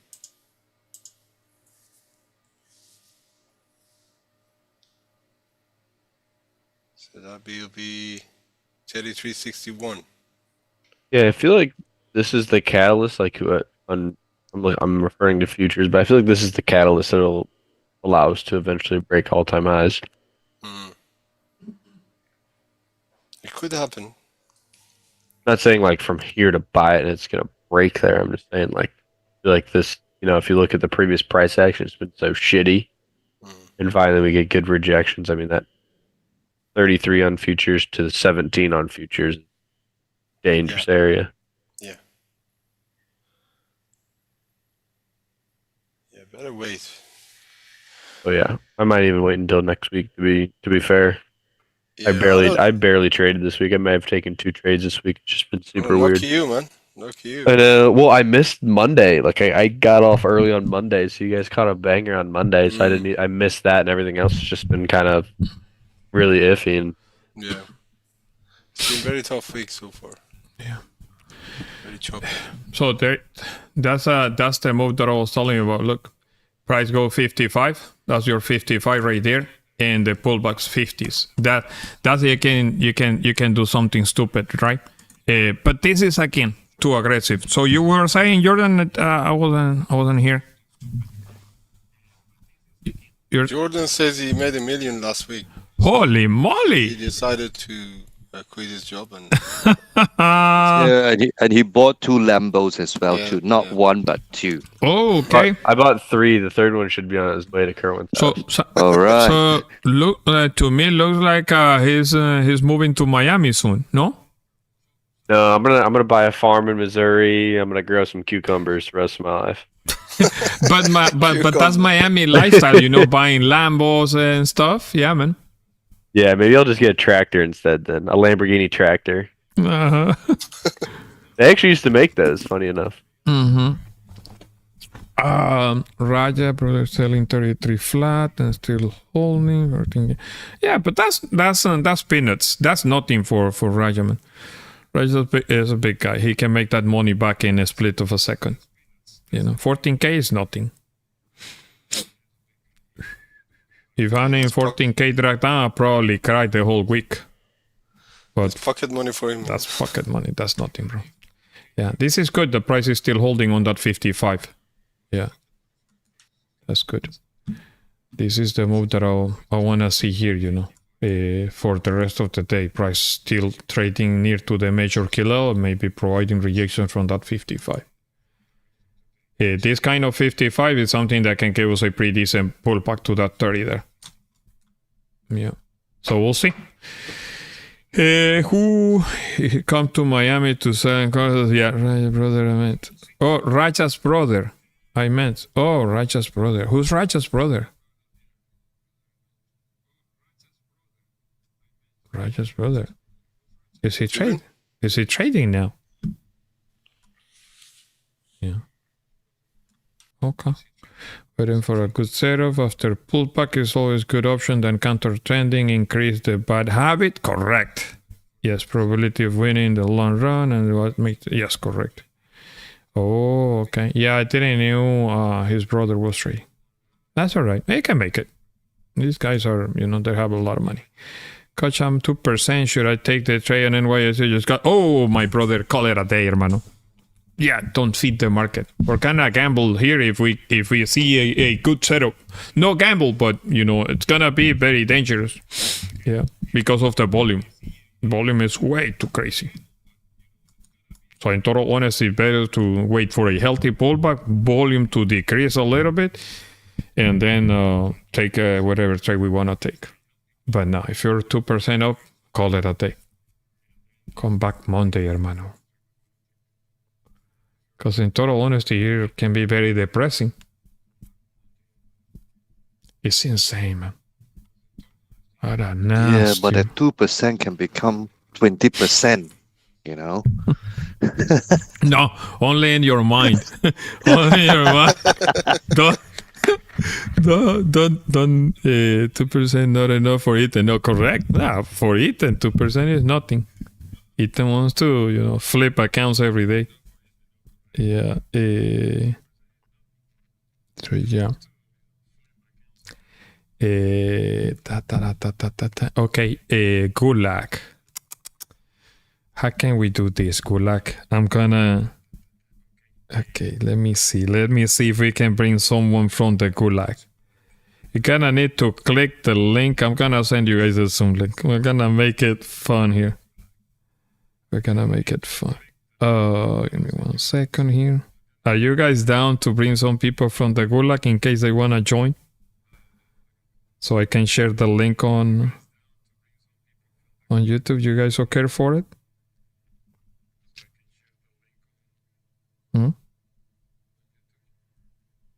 Why not? Yeah, they need to buy Lambo today as well with us. Yeah, let's do it. Let's go. Whoever is on YouTube, click the blue link that I just sent. Yeah. Let's bring some hooligans. Let's bring some hooligans in.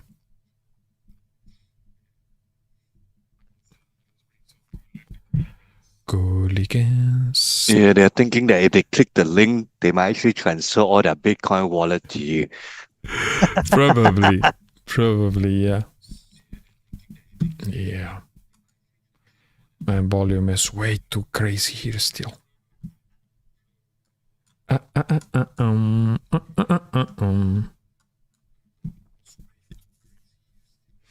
Yeah. If you click the blue link, it's not gonna send you to my wallet. Don't worry. You're not gonna get charged.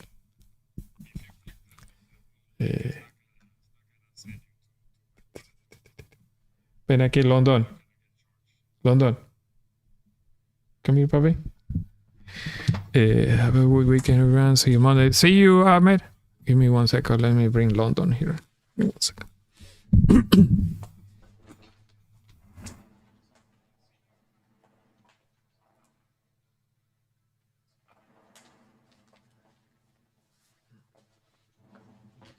You wanna see? Excuse me. Is Marco around? Look at this chubby boy, Marco. Hey, This is London. London is here. Hey, London. Wow. It's getting bigger. Yeah, man. It's big. Hey, It's fat. beautiful. It's fat. Yeah, they are like this. All over. It's heavy now. Beautiful cats, man. Thanks, brother. It's probably like 12 pounds now. Yeah. Yeah, it's big. It's getting big. Chubby. Does he go out or it stays home? No, stay home. Yeah. But they might get nicked, you know. Mm-hmm. They're very Yeah. popular. Mm-hmm. Yeah. I bought a harness for the Russian boy. Mm. Mm-hmm. So that one I take him out sometimes to walk him like a dog.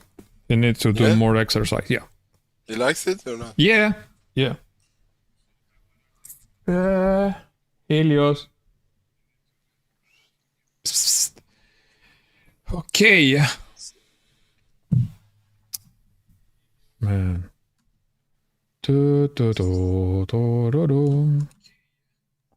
Coach, Yeah. do you like the idea of price coming to 45 and creating a lower wick of that 5-minute fishy candle with no top and bottom wick and then push under Yeah. 50 to 100 Yeah. to the upside? Yeah.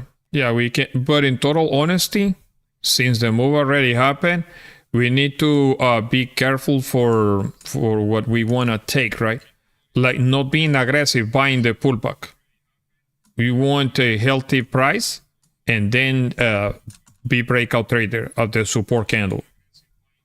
Yeah. In here, because the volume is way too crazy, man. Way too crazy. I have no business, trading FOMO there. It's the same as selling 55 to the 50. It's FOMO. It's forcing something to happen. Yeah. So mainly because if we see something like healthy pullbacks after price created some sort of a structure like the bearish candles. Give me 1 second. What is that? This one. For example, something like this, right? And then we have 2 bearish candles. This is the thing. If we manage to have 2 bearish candles, give me 1 second here. Let me delete this drawing right there. So imagine if we have 2 bearish candles at any given point, and then we have a third candle that pull back first and then break the low.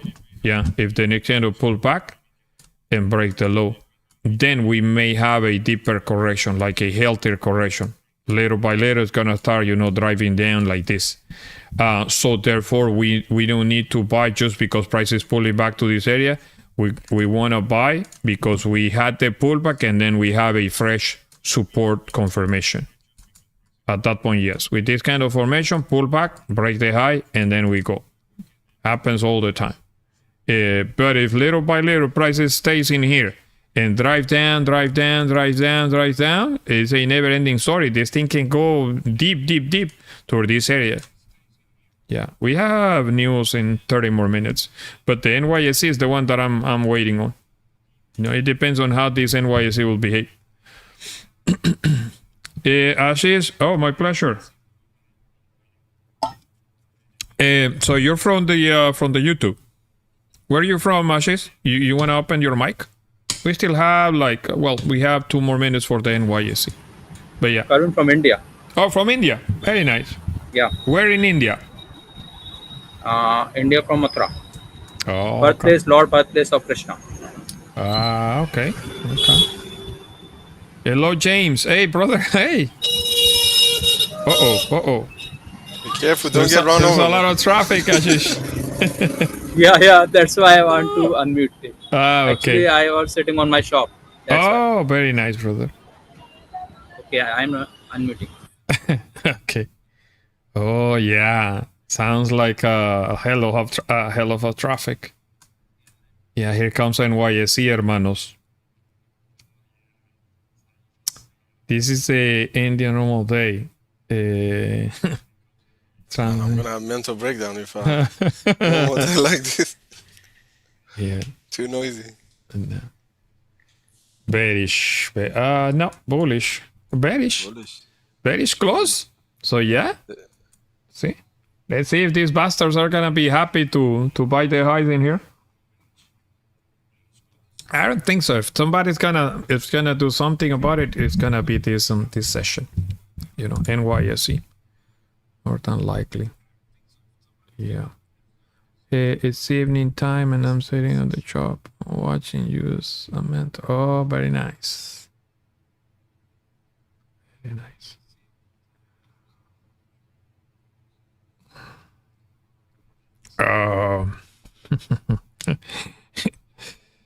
Investor only. Yeah.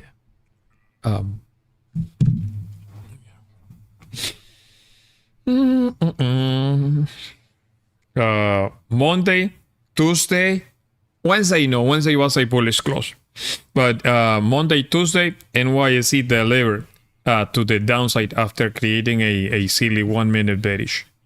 Today, it's a bullish one. So yeah, whatever. Yeah, I still have time. Don't worry, be happy. Karen, which is the better funded account? I'm not sure. Some people here use Top Step. What is the other one? Jose was using Top Step. No, the funded trader. Is that the one that you use, Jose? Jose is here. It's Take Profit Trader. Oh, Take Profit Trader. Yeah, you already got payout from them, right? Yeah, they do daily payouts. Beautiful. Once you're funded. Beautiful. And this is like the Top Step that you just take the challenge one time and that's it. Yeah. Okay. What's the catch on it? Nothing. As long as you're above the buffer, which is $2,000 on the 50K, you're able to get daily payouts. Is that a daily threshold or it's based on your open P&L? No, so basically, once you're funded, they have a intraday, so it's a trailing drawdown. But once you're over the buffer, it doesn't trail anymore. I mean, at the end of drawdown or No, P&L? it's a P&L. Open. Yeah. Oh, that's a tricky one. Okay, it's like it's a little bit more difficult once you're funded because you make, for example, $500. No, for example, you have an open trade and it goes up $500 in profit and it comes and you go back to break even. Your end of the day is $1,500 instead of $2,000. So it trails with your open P&L. Oh, okay. So basically, if you go up 500 and then come back to break even and take you out break even, you lost 500 basically down. Yeah. That's why it's a bit more difficult. But once you're over the buffer, it doesn't trail anymore. No. Oh, okay. Yeah. But they allow daily payouts. For example, you make $500, you're able to take that out the same day. That's amazing. Very nice. Well, there is the NYSE candle. Not being happy buying the high of the day, the high of the session. So they want to create some sort of healthy correction here. Yeah. F30 Drew, I use Top Step and it's probably one of the best ones. Okay. Yeah, I know that most people here are using, Top Step. Yeah. Top Step, the good thing about Top Step is the rules are easy. It's not too complicated. Yeah. Very simple. And they also reduced the daily profit from 200 to 150. Which is better for everybody. The good thing about these Top Step is that's very cheap, no? It's $50. All of them are cheap, basically. Yeah. They're not expensive. Even Apex is cheap. Apex. The rules are too much. Man. Isn't this Apex? Oh no, Capital Group. Alpha Capital. Alpha Capital. That's the one that Yeah, had the stupid rule of martingale. They also have futures now. Alpha Capital. But I never tried them. Okay. Yeah, if you don't mind, can I ask a question? Where is Uncle Ted? I'm looking for him as well. I don't know where he is. Yeah, he's like a unicorn. It's really hard to find out where he is. Why are 50k FTMO can like 300, 500, but stop is $500. The thing is with the FTMO, you actually have 10% target, 10% target and 10% loss, no? Yeah, that's CFT basically. It's different. Yeah, it's not futures as well. It's only CFT. So you have like bigger room to trade. So you have to pay more basically. Yeah. What is the monthly payment to junk ATF? Cyril, I don't promote the community here. Like prices, whatever, you're gonna need to email me. The website is in the description, probably in this channel. Yeah, but email me. Yeah. It's pretty cheap, I would say. I mean, I find it cheap. For me, that I was paying $100 in 2016 when I first started trading Forex, and the monthly fee for the community is lower than that, so it's pretty cheap. Man, compared to others charging fucking £10,000, man. Because I understand that trading, for you to master the art of trading, it's gonna take some time. So there's no need, there's no reason that you need to bleed the people that you have here, the customers, to learn. Yeah. Sadly, as well, I have no business streaming every day on YouTube because I don't find any need. First of all, I think that I can easily get distracted from the people that are actually paying for a service. And if you're paying for a service, I have to deliver. No cap. Yeah. Man, here comes the pullback. Break. Break the low, mommy.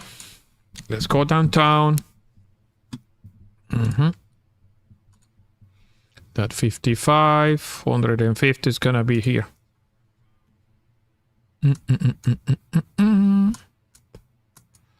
Drive down. Since I've been in KTF, Kerwin has not missed a day. That's the thing as well. When you join us, it's consistency. Whatever, even if I didn't have a good sleep, I'll be here, delivering. Because trading, you need to be consistent. If you ask me what happened last week, I'm gonna remember everything that happened last week because it's consistency. But if we stream on Monday, we don't stream on Tuesday, or we don't stream on Wednesday, then we come Thursday, Friday, what? We don't know what the fuck happened, previously in the previous session. So it's so necessary to be committed to trading. It's like people who wants to trade, but they don't have the time for it. And they think that, if you join or if you want to learn trading, you're going to be okay learning one day and then you skip a whole week. Then you come back next week. It's not going to work. Plain and simple. Sorry to burst your bubble, let's say, but it's not going to work. It's like if you think that trading is like the lifestyle you see on social media, with a laptop at the coffee shop or driving a Lambo, making money on the phone. That's not true. Don't believe that shit because it's not true. Somebody's trying to sell you something. Don't believe it. Nobody. No. At least, I've been doing this since 2016. Technically not wasted because it's not a waste of time from 2016 to 2018. But I was chasing that dream of making money to become rich, to make X amount of money on a weekly basis or monthly basis. so I can have a sport car, so I can have a fancy house, so I can buy fancy clothes and fancy shit. And it's not true. I failed miserably chasing that dream. And I can tell you with total honesty, it's not going to work for you as well. Unless you have a fucking rich family, yeah, but you don't need trading then. You can live from your rich family. But if you treat rich uncle, right? Yeah. But if you really want to put the work in, you're going to get rewarded sooner than later. But you need to put the fucking work in. You know, there's no magic formula that I'm going to sell you here. Oh, yeah, this is a magic formula. No. You have to fucking commit to trading. It's like going to university, you know. Doing a course. You cannot go once a week and expecting good numbers at the end of the semester, you know. Yeah, correct. But Marco and I, we both have a magical formula. If you're interested to know more, let us know. Oh boy. And Christian too. Yeah. One or two BTC, that's it. I'm here. I'm too. Okay, there you go. Hey, Riza. The three musketeers.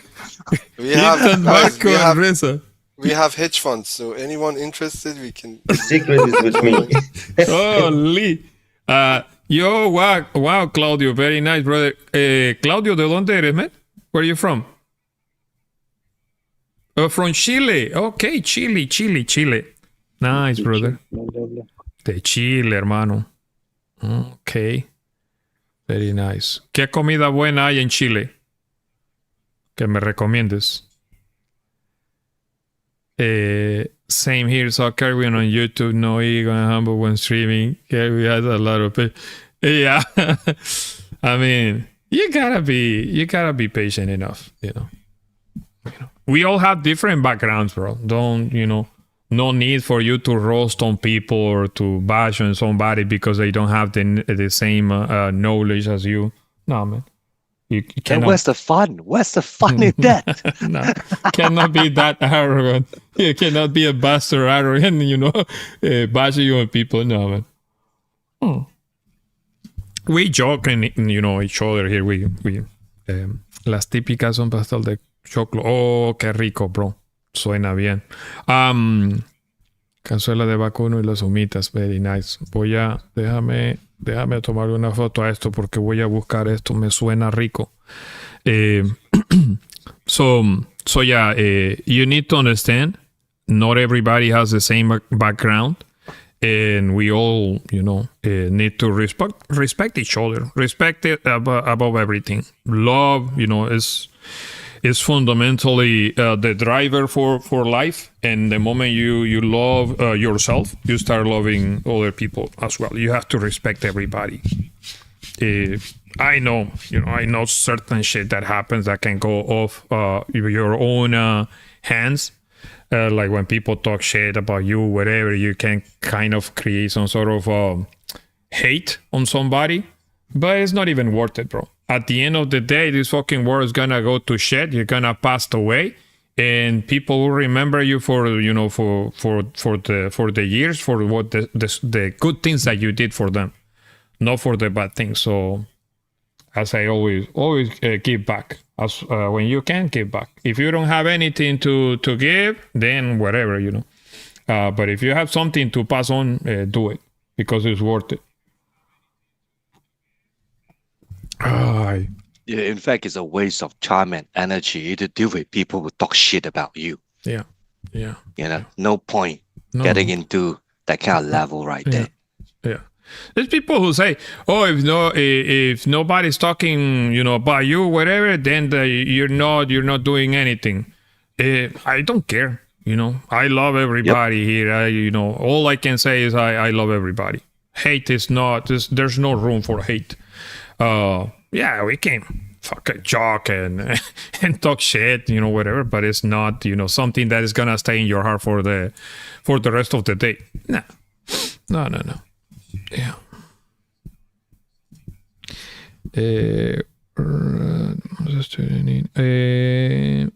Is Uncle Ted is retired long ago? Yes, he is retired. What is a reasonable time that most students need to understand the fundamentals. I don't trade fundamentals. Fundamentals doesn't happen every day, you know. I'll say 80% of the times is price is driven by algorithms and the price action technicals. Technicals. So, but I don't trade fundamentals. I'll say to learn kind of the Forex and whatever you're trading, easily can take 2 years, easily, because you need to experience several market cycles. You know, what's going on in the last 2 months, you know, it wasn't kind of the same like 3 years ago. But it, you know, from time to time, the market cycles change and market behave differently.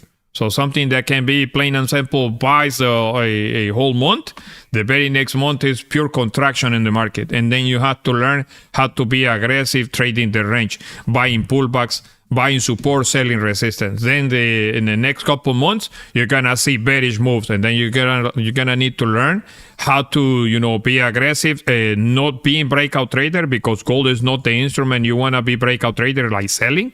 You rather buy gold as breakouts, but not selling. So in that aspect, you know, when gold is trending down, you need to be aggressive and saying, hey, what are the levels, you know, that the gold tends to reject? Oh, I can sell the 30, let's say, like what Marco did today. I can try to sell the 30. If you miss the move, but the trend is to the downside, you sell the 30. Oh, it's not working. I was risking 30. I'm gonna try to sell the 50, let's say. Where is the 50? Somewhere here, for example. I'm gonna try to sell the 50. Oh, it's not working. So what if I sell the 55? Remember the previous idea. You can be more aggressive. Sell 55. Target the pullback to that 50, and that's a pullback. It's fucking aggressive because your little account is forcing something to happen against everybody in the market. But this one is something that you can be more aggressive, let's say. And we're not trending. And the idea here, why not taking that trade is because we're not trending down. Intraday, market already changed. Market already had the shift on a structure there. So you're mainly trading pullbacks. So what is the stuff that you need? Wait for volume to decrease a little bit, right? Look at that candle there. There's no way you can be breakout trader on that candle unless you want to raise 60, 70 pips in there. So wait for price to create a little bit of a structure, support, confirmation support, and be breakout trader. But along the way, in trading, you're going to need to master every market cycle. Even if you master it, you never stop learning. I've been, doing this in this community. I was trading with Monty in his community for about a year or so. You know, same teaching people in TLS, the London community. I spent like 1 year trading with them, only New York session. After that, I opened this community in 2023, and it's been like probably more than 2 years already. And I never stop learning. Yes, there's certain algorithms that I know how they behave and I can be more aggressive with them. But there's days that you say, no, man, this fucking market, you rather sit on your hands, wait for something that can be, you know, good for you to consider. But if I have to be honest with you, I probably know 50% of what I need to know about the market to be perfect. And let me tell you, I have a pretty decent understanding. You know, I'm not trying to sell you something, and I don't want you, you know, to get discouraged. But 2 years is I think is fair enough time for you to master something and trade consistently every day. No matter if you I know people who tell me, hey, Kerwin, you know, I want to join the community because I've been trading for 3 years, but I cannot be consistent. I cannot be, I'm not seeing the profits yet. And the first thing it comes to my mind is, are you trading daily? Are you trading one instrument only? Are you trading one single session? Or are you trading several pairs? You know, you trade Asian session, you trade London session, you trade New York session. Do you trade over the weekends crypto as well? So there's no way that your brain is a supercomputer, but you need to train your brain and tell your brain, look, this is what makes sense. Your eyes are going to identify certain patterns in the market and you're going to be familiar with it. But if you're watching now gold, and then you move to BTC because you're feeling FOMO, because everybody's talking about BTC, because somebody's talking about XRP, and then you jump into XRP, somebody's talking about the US 30, and then you go all over the place, you're not gonna master anything. The people who are not committed to one specific pair, one session, they're not gonna learn shit, even if they passed 10 years trying to learn the market behavior. It's not gonna work. I'm telling you the honest truth. Back in 2018, I started learning with Raja price action because I got kind of scam people here from Miami. And this is, we're going off topic here because market is, as right now, is ranging. It's not, there's no setup here. There's nothing that you can trade. So I'm going to tell you a little bit more of my story. 2016 started, for the ones that don't know, started trading EMAs, stochastic, TDIs, RSI, 3 days of drop, 1 day correction, and a lot of shit. It's a system that was called beat the market maker method.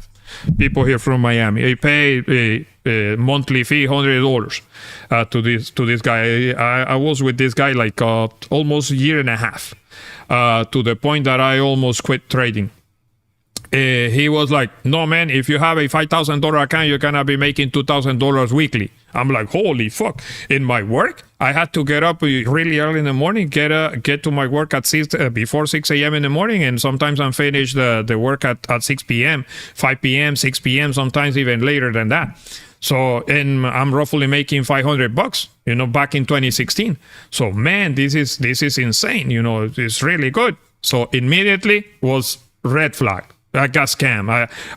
But I was dummy enough to believe that was possible because I didn't know it better. Took several months, almost 2 years, until there was a Brexit. This, the whole community knows this story, but for the ones that are on YouTube, so I was in this community. There was Brexit for the GBP. Usually we trade GBP JPY during the London session. Remember, I was working, so I cannot trade during New York sessions. There was Brexit, August 2017. And then there was Brexit. We started buying GBP JPY like crazy. My mentor was like, oh, no, we're going to buy more. To the point, long story short, I blew my account. In one opening, because it was Monday, Tuesday, and Wednesday, dropping. And he was like, just deposit more money to the broker. I didn't knew my broker, Trader's Way, back in 2016, when I opened the account, he sent me the referral link. So he got paid. He was getting paid for every lot size that I was using. So he was making money out of my losses, technically. So that's how you know how fucked my trading was. So long story short, I blew the account. I deposit more money before the market opens, and as soon as market open on a Wednesday afternoon, which is the opening for the Thursday candle, he was like, no, Monday, Tuesday, and Wednesday drop, so we're gonna have reversal. Don't worry, just deposit more money. I blew the account to the point that I was like, bro, I almost wasted technically 6 months of salary going to waste just because following this motherfucker. So I'm like, that's all right. I'm going to quit trading. This is not for me. This is it. But at the same time, I was kind of forcing stuff to happen. I didn't have the time, to study. I was just relying on these freaking AMAs on my chart. The RSI is oversold, it's overbought, so we do the opposite. Bro, nothing. And then, another friend of mine from Peru, he blew the account as well in the same community, and he technically he blew all the money that he has for his rent in the university. He was studying in Lima, in Peru, and for some reason, God, he acts in certain way that even if I wanted to explain, I'm not gonna find words to explain. Out of the blue, God comes to my mind. Put something in my heart, and he's like, that guy lost all the money he has to survive the next month, right? This month of at the university in Lima, Peru. He doesn't have money for the next month of rent. He doesn't have money for food, so you need to help him. And I was like, in total honesty, this is the first thing that comes to my mind. I'm like, what the fuck are you talking about?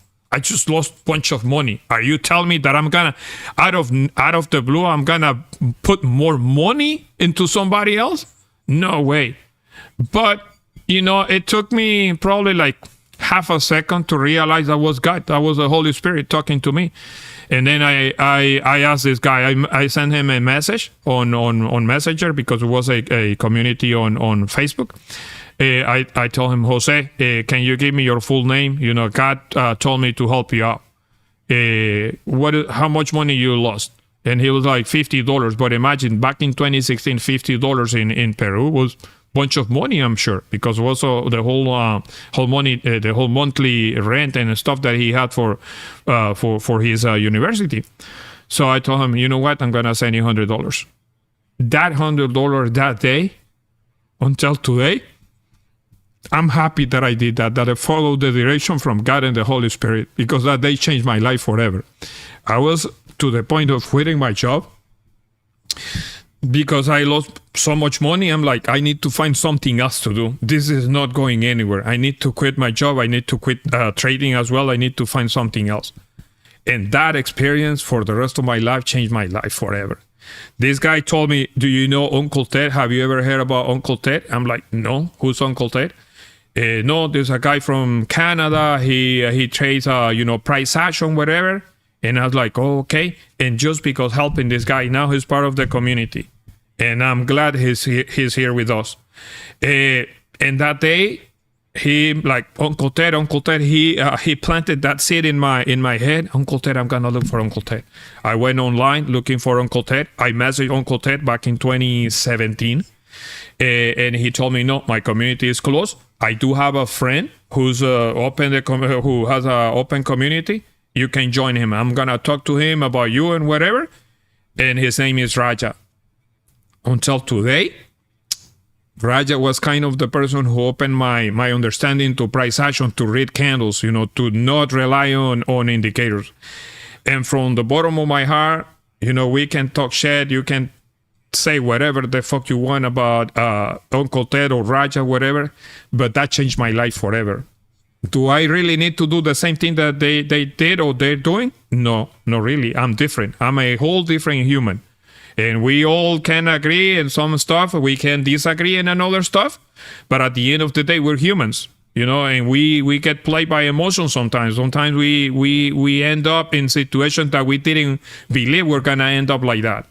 But until today, I'm happy that I took that leap jump from, helping this guy when I was technically broke.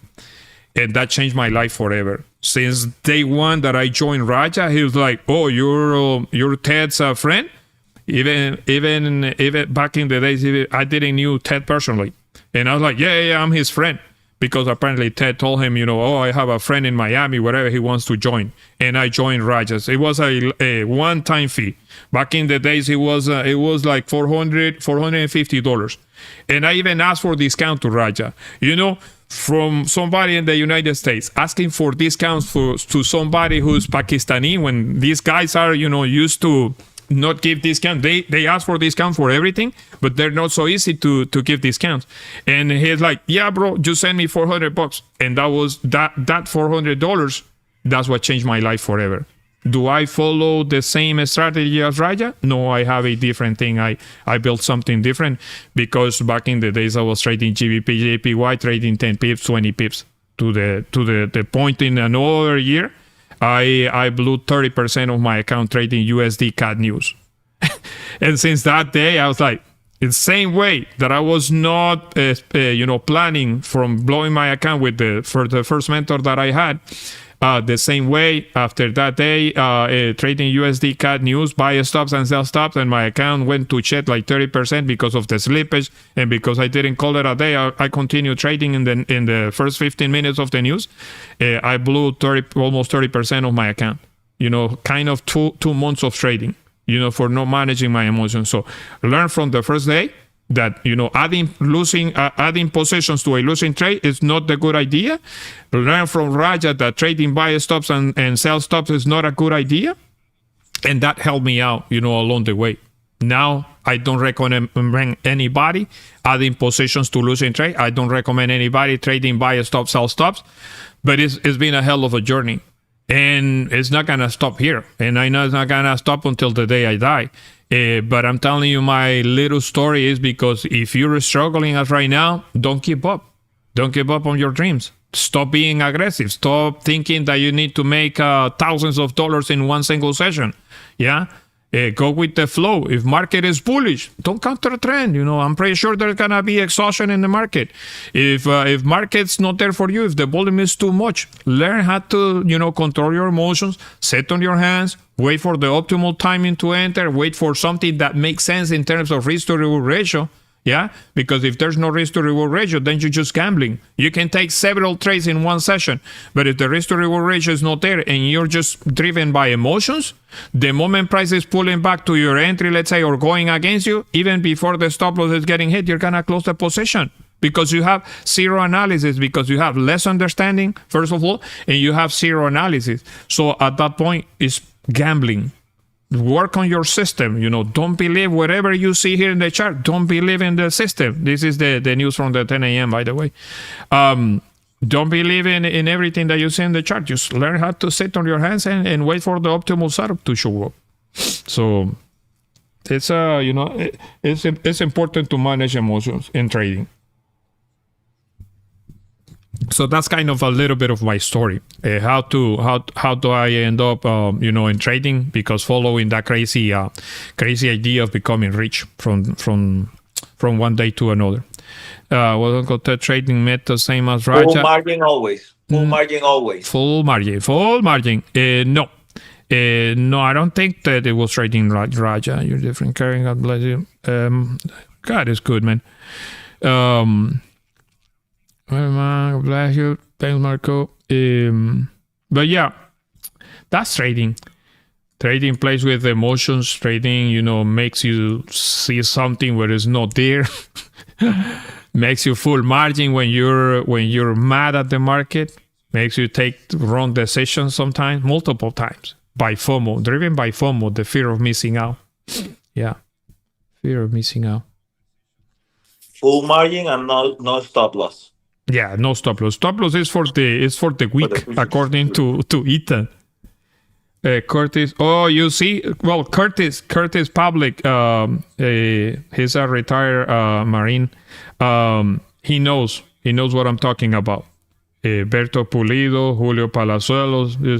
Those numbers are familiar to some of these guys. Joel, hermano, ¿cómo estás? I noticed you're streaming. Yes, Joel. Bienvenido, brother. Welcome. It's too early for me to start crying. Yeah, it gets to my feelings because I know it hasn't been easy. Now, thank God, everything is good, So, but one little decision in your life can change your life forever. Yeah. Why so many rumors around Raj and I don't think that they are really I mean, they're doing their stuff, The thing is, when you start doing business, people talk here and there. I don't know. We know that the market is heavily manipulated. We know that you, as the owner of the broker, you have more probabilities to succeed than, like Peter Pan, let's say, somebody who's just flying from broker to broker. So, yeah. But that's okay, They put the work in, they make good money, they manage to buy a broker, and now they can profit from the actual broker. Yeah.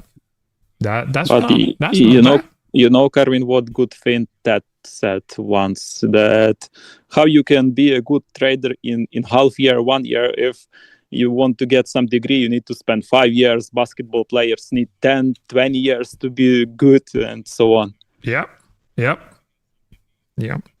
So it's just impossible to be good in trading in few months, or watching few videos, or buying course and jumping there, here and there. Yeah. No course, no indicator, no magic formula. There's nothing. I can tell you with honest truth, not even my system is perfect. You have to sometimes be more aggressive. Sometimes you gotta be like, oh, Kerwin is saying don't do this, but I'm gonna do it because I recognize this pattern, right? And sometimes you're gonna be more aggressive. Sometimes you're gonna say, oh, Kerwin is looking for a 20, 30 pips stop loss. I'm gonna risk 50 because I like this setup. But it's you need to fine tune your way of trading. If something you see, yesterday was a clear example. We were in that sale, and I'm like, bro, I don't like this thing, whatever.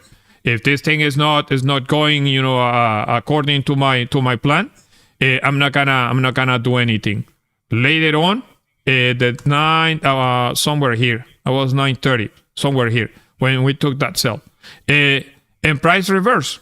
Yeah, price was sitting there, chilling, whatever. And the first thing that we started with was the short position here, in this area here. And we started risking kind of this much, right? The target that we had, the first target was technically the 97, something like this. Price started to hesitate. Didn't deliver, didn't manage to go so easy. And I'm like, bro, if this thing is so forced to the downside, why do I need to force this thing? I'd rather close my position, remember? And for me, it's perfectly fine, to call it a trade, whatever. And later on, price pulled back again to the opening of the monthly before finally delivering the volume. But that's part of the process. If I don't like it, and then later on, Sergio, he took the same trade, but he held. He held more time, let's say, and he got paid. But that doesn't mean that you need to do that on a daily basis. Or I need to go and do that on a daily basis. So that's the thing. But it's part of the process. Everybody has a different tolerance to drag down. I have no tolerance for a big drag down, so therefore no reason for me to force things in the market. For me, if it pays. If not, then fuck it, call it a day, call it a trade. Yeah. Inspiring story. I know someone else started with 100 and today confident trading working with same people you mentioned, and you are leading. Yeah.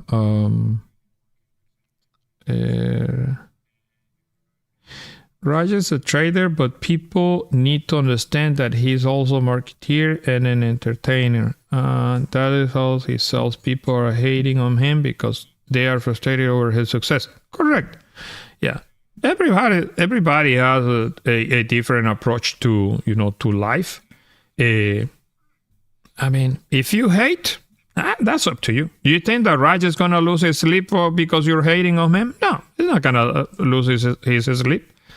It's up to you if you keep the hate, whatever. I think as humans we have to accept there's certain people who are gonna make money by being legit, by providing good content to people. Some other who's gonna sell you dream, and they're gonna live life like really nice. We see it. We see here even on Instagram. You go on social media, you see most people making, or driving Lambos and fancy stuff. It's because they're marketeers. They're selling you something. They're selling you a dream, and you fall for it. You fall for it, and at the end of the day, you are the problem. No, they're not the problem, because they can be the problem. But if you buy the stuff they're selling you, it's your problem. You're making the lifestyle these guys are living is because you're making their lifestyle to look like that. Yeah. Most people here, especially here in Miami, man. Miami is full of crap. Most of these guys, they don't know how to trade. I've seen a guy that I follow for a long time. I met him personally. He's still using EMAs. Are you for real? Like a pro trader, a owner of a broker, owner of a prop firm, are you still using EMAs? What the fuck are you doing, man? Don't you know that EMAs are no other than support and resistance? So if you need to use a EMA to tell you, right?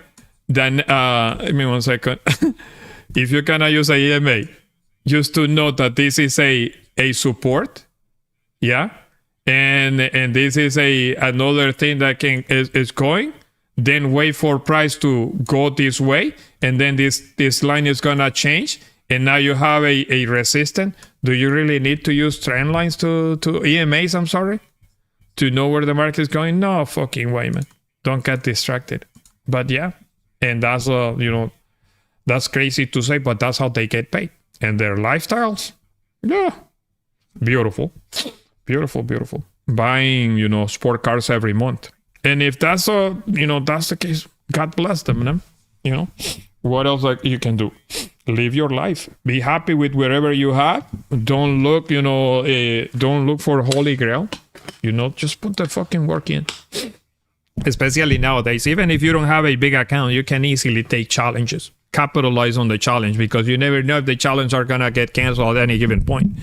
The moment people are getting educated, this challenge stuff, the challenge scheme is working now because 90% of people, maybe more, 95% of people are uneducated people.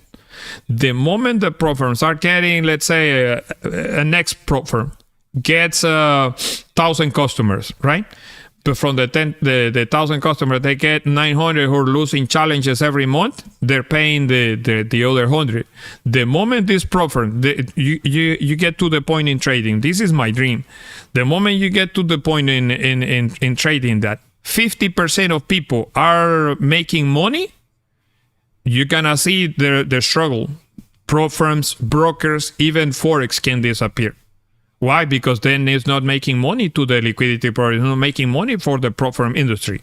Have enough educated people who can control emotions, people who are not desperate to lose money, people who are waiting for the perfect time to enter in the market. And you're going to see how these prop firms start disappearing, or they start denying the payouts because they're getting, milk week by week or month by month.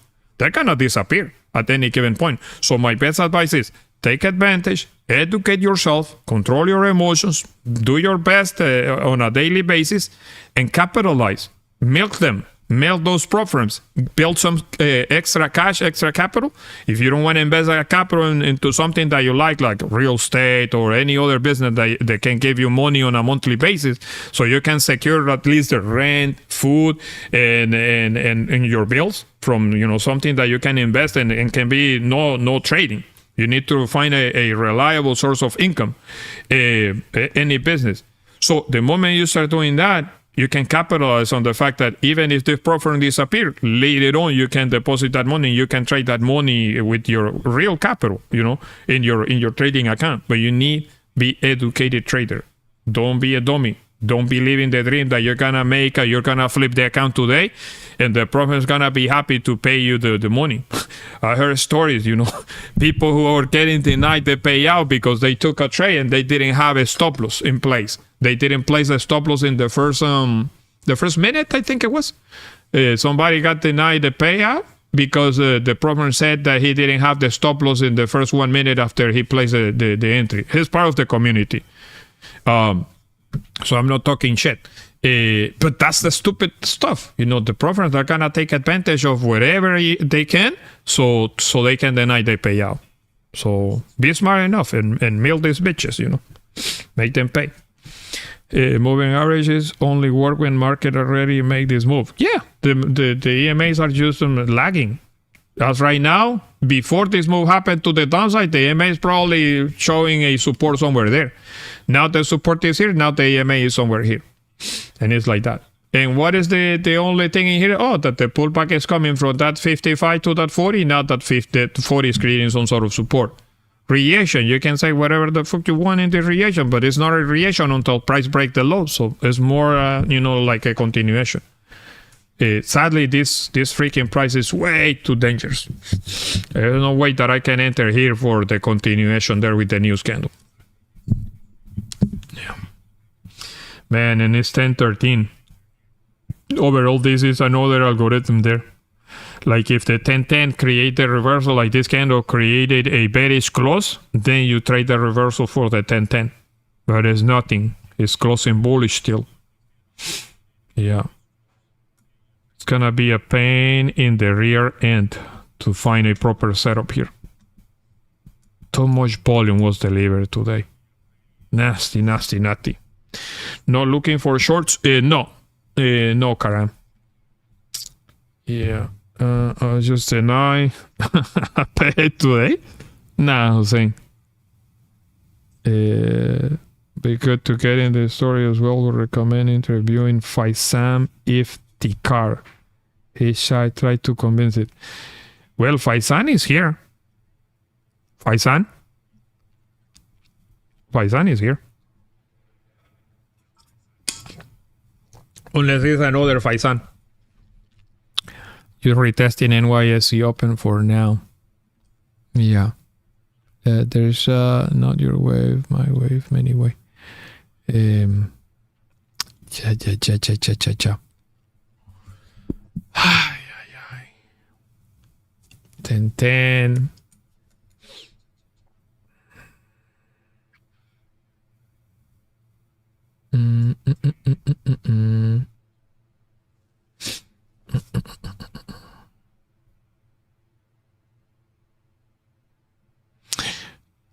By idiots call it quantical. Oh. Quantical. Wow. Quantical.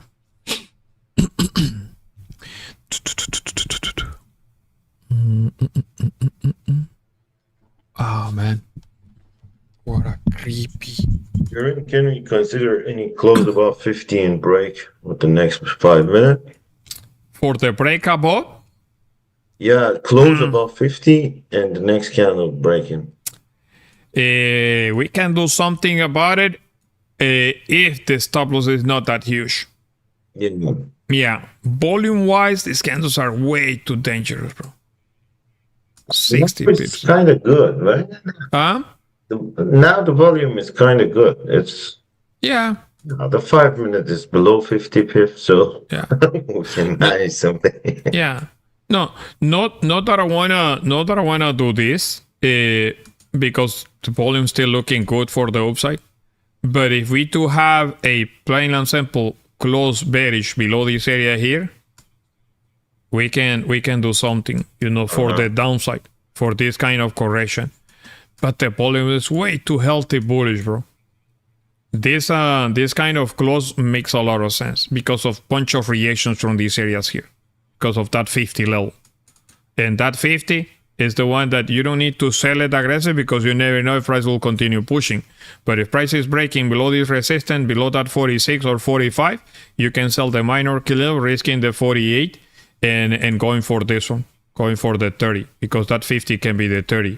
The problem I find for a possible move up here is the timing. Timing is not the best. So imagine if you get the close, if you manage, right, to have the bullish close, how healthy this push can be, to the 60, to the 70. You really want to be the breakout trader there, or you want to wait for a healthy pullback and then you trade from these areas here. I have a really, really hard time believing these guys, the New York guys, are going to be happy to buy this high over here. Yeah. I always like that 58, so yeah, I think they're going to retest that. Whatever they were going to do after that, I don't know, but the 58 is coming, I guess. Mm-hmm. Yeah. Or even 60 or 61. Yeah. In that aspect, let's say if the candle close bullish and you want to give it a try, may work. But wait for price to close bullish and the pullback to that 50, then buy the 50 aggressive. But you don't need to be that breakout above this area. It's gonna be risky and can take you in a matter of 1 minute. So you'd rather be aggressive there.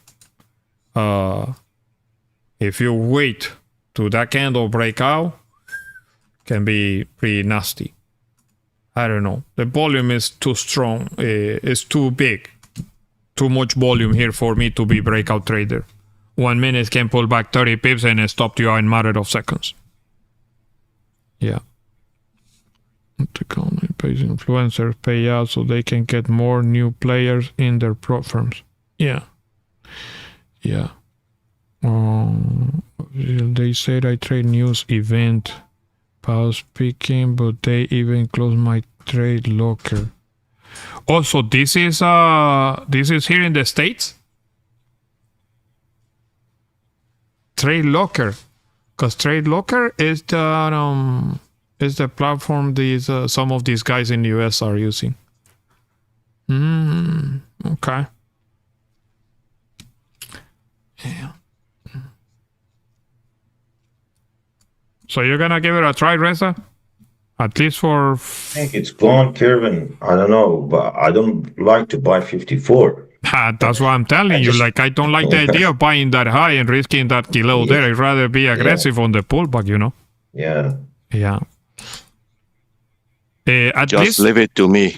Just leave it to me. At least paper trade, you know? At least paper trade. The other option is 20 seconds left for this candle closing. Wherever that candle close, and risk the low of the candle. Oh, thank you, Bob. How was it? Can't do that. ¿Cómo te fue? It's hot. Me imagino. Yeah. 1,000 pips in a weekly will be rough 370. Somewhere there. Yeah.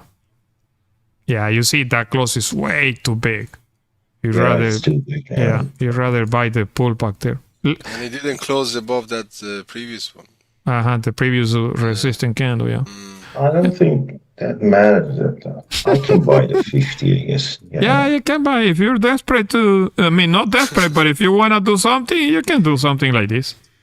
If price is not pulling back, if you're not pulling back, then take this one, 25 pips at the break of that high. Yeah.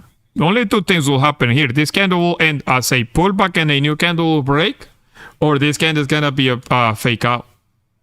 Like pulling back to the kilo. I feel they're gonna drop it, to be honest with you. That's what I'm thinking, you know. Doesn't convince me trading as a breakout trader at that 55. And can be a quickie, like you can get stopped out really quick or you can get paid really quick. So it's more like a gambling trade. Let's say take it with what you know, right? The breakout and price respecting the low. Yeah, the break of that candle high. Let's see if you have the breakout. If this candle push to the high of that 1 minute and break the low, then it's a high probability it's gonna end as a fake out. So that's the problem there. Yeah. Okay, dámelo ahí, papi. Thank you. Yeah, because only two things will happen here. It's gonna be breakout or fake out. Okay. Yeah. Let's go. Let's see.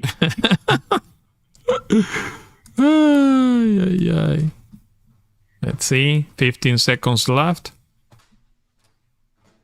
Let's give 15 pips to the market. 20. Yes, 20. Okay. It's gonna be 20. And the entry is... No, it's not giving you the entry yet. The kind of the target here is that... I'm in, Kerwin. Huh? I'm already in. Oh, shit. Yeah. Good luck with it. Good luck with that. Let's go, Luisa. Let's go. I'm still in. Good All right? luck, hermanos. I don't know. I have no balls to buy this. Same, no. I have no business. Yeah. 20 seconds left. You need to find that breakout now, hermano. Here goes. A la 1, a la 2. Break 10, 9, 7, 6, 5, 4, 3, 2, 1. And now I don't want to jinx it. Let's wait. Let's see if that breakout happened. If the breakout happened, it can take you to that 58 in no time. Yeah. But if not... 58, 60 is a nice area target. But if not, you're playing with fire here.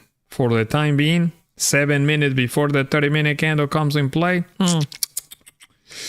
Smells like dead man in here.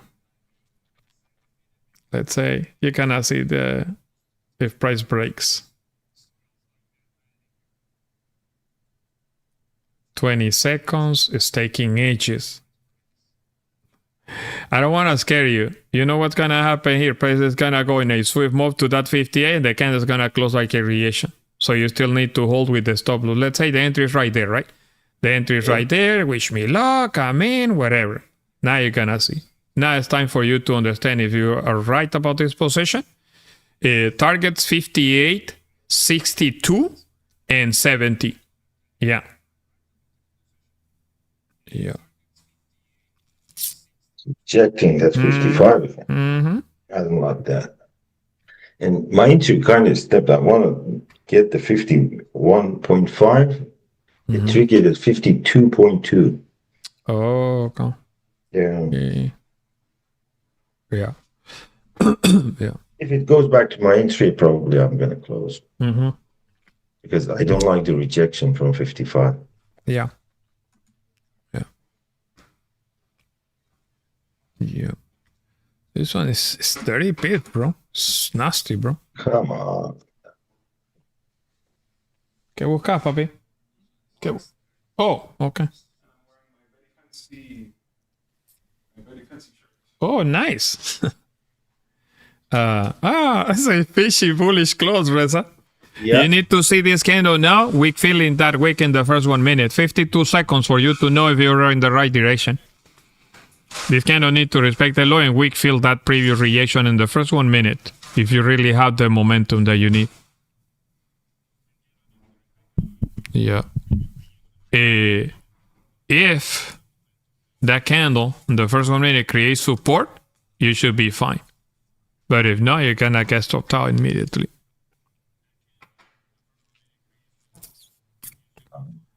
And no. Stop, yeah. Yeah, stopped you out? Yeah. Yeah. Yeah, no. It's freaking dangerous. The stop loss is 51.5. This it was 7 pips. Yeah, 7 pips to the market. Yeah. I don't want to induce you here to do something crazy, but this kind of pullback, risking the low of the candle is the safest option, than being breakout trader there. But for the time being, man, it's smelling very dangerous. Very, very dangerous. That 55 is crazy. Yeah. Too dangerous. Yeah. We have a double top, so it's clear signal to sell. Not I took really. it. I took it. Yeah. I took the break. The stop loss of Reza, you took the sell. No. The previous 5 minutes. The one you said if he holds, he's gonna pull back. The second 1 minute, basically. Third. Yeah. This one? No. Go. Yeah, this one. Yeah. Okay. Yeah, I guess you're good. You're good. Not really. I mean, as long as you secure something, Marco, that's all right. That's the retest. I'm gonna wait for the close of this 5 minutes because it's dropping too much. I guess that's the fake out on the top. So yeah, too good to be true, as you say always. Right? 70 pips. This can be pretty much it for that drop. If I were you, I'll secure something there. Yeah, secure something, bro. Yeah. Secure something. It's 70 plus pips. Wherever you took it, it's 70 plus pips in there. I'm This gonna candle. secure at the 40. Okay. This candle can do two things in here. In the next 30 seconds, she's gonna start rejecting this low. Yeah. So be careful because this candle can easily close above this green candle high. Low. The green candle low. Okay. So I'll say secure something. Don't be greedy. 16 seconds. If you wanna be greedy, then you need a candle breaking its own low now. If not, that's gonna be the reaction and the candle squeeze inside that zone. Sadly, the volatility here is way too big, too heavy volatility here for me to try something stupid, like buying the last 2 minutes of this candle, risking the low of the candle there. But that's the safest option for me if I wanna look for continuation up. But no. Yeah. For me, it's wait until Monday maybe. Market, need to lower volume here, whatever. Yeah. Because when you're doing something like aggressive, you need to understand that you're trading the pullback. When you're going for the bigger picture, you say, hey, where is my last support confirmation? This low right here. So market can go there. You don't need to risk 52 when you're trading the last 2 minutes of the candle, right? So for whoever is selling, you're gonna have safe assumption and better sells if price is breaking the low of that candle there. Then you can extend that move to the downside, like more. If not, that was pretty much it for the pullback. Then you're gonna see price closing back above that 50, and then we're good to go for the next extension there. Yeah. So last 1 minute. Squeeze. Not that I want you to get stopped out, Marco. Don't get me wrong. No, don't worry. Yeah. But remember that I wanted a close, let's say, below that 50, the 45, so I can trade to the downside. With this heavy candle there, no way I can sell the low of that candle. Technically, the whole range was delivered in one single candle. So there's a big ass chance that I'm gonna enter for a little breakout to give me little to nothing, and a pullback can be massive. So nothing. It's nothing worth to take in here. Way too dangerous. 23 seconds. Yeah, I'm gonna secure 50 now. This is the last. This is the 30-minute candle closing. Yeah, there's a huge chance this 30-minute candle to weak fill completely there. That's what I want. Yeah. 9, 7, 6, 5, 4, 3, 2, 1. Yeah. All right. It's a healthy bearish close. Yeah. Yeah, but there's a big chance of that weak fill to happen. And can happen in matter of 5-minute candle there. So be careful holding entire positions. I see a lot of times price just tap the resistance and reject, keeps going with the momentum. Yeah. Will you say more often than not if you buy one candle break resistance and then the next pullback? It's safer option when market is trending to be aggressive buying pullbacks than buying the breakouts. There's specific numbers in the market, like 55 is a hell of a number. 50 as well is a big ass number. But outside those numbers can be, heavy areas of reaction. So for you to be breakout trader there, you need to be on point. Like the momentum needs to be there, nice and easy. Marco noted something here that is good. When you have that kind of body formation, if you have this candle body closing above that area, you have a safest option. But if this candle is closing below this area, it can be dangerous. Little tiny timers there, they create some sort of issues for the continuation to be an easy one. And then the risk to reward is not making sense buying the high of that zone. You saw it, Yeah.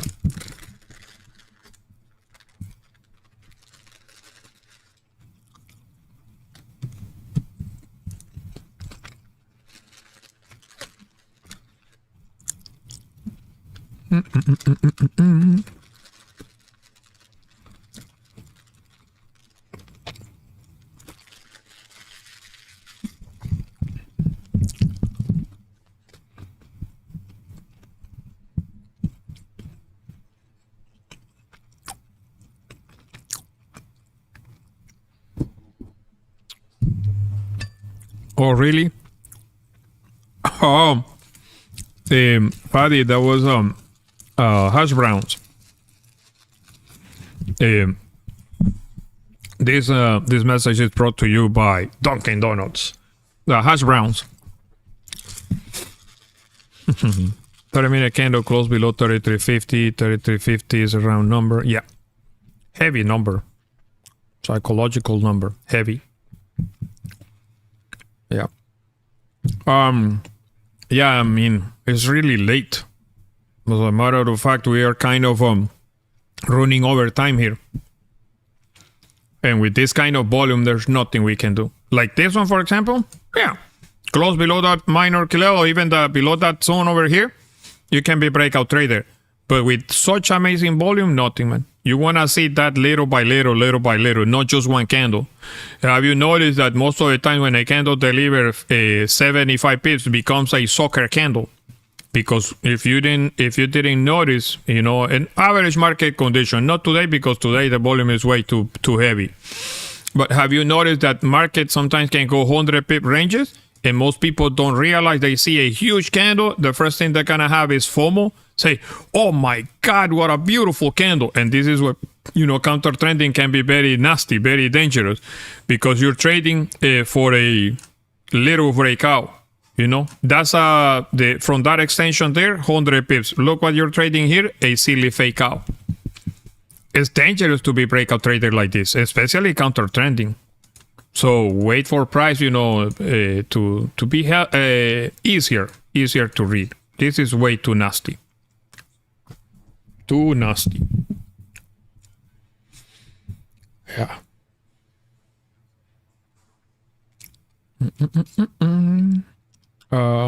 How to trade counter trend? Dangerous. I don't recommend that. You can counter trend from certain levels. Yeah, but to counter trend, you can let's say, look, let's do something before we call it a day. Remote drawings.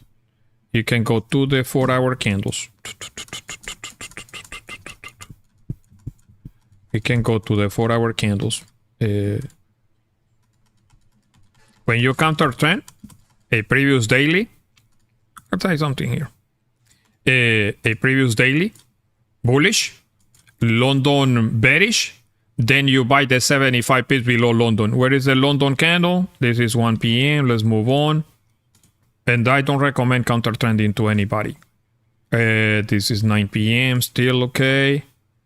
That's the one, right?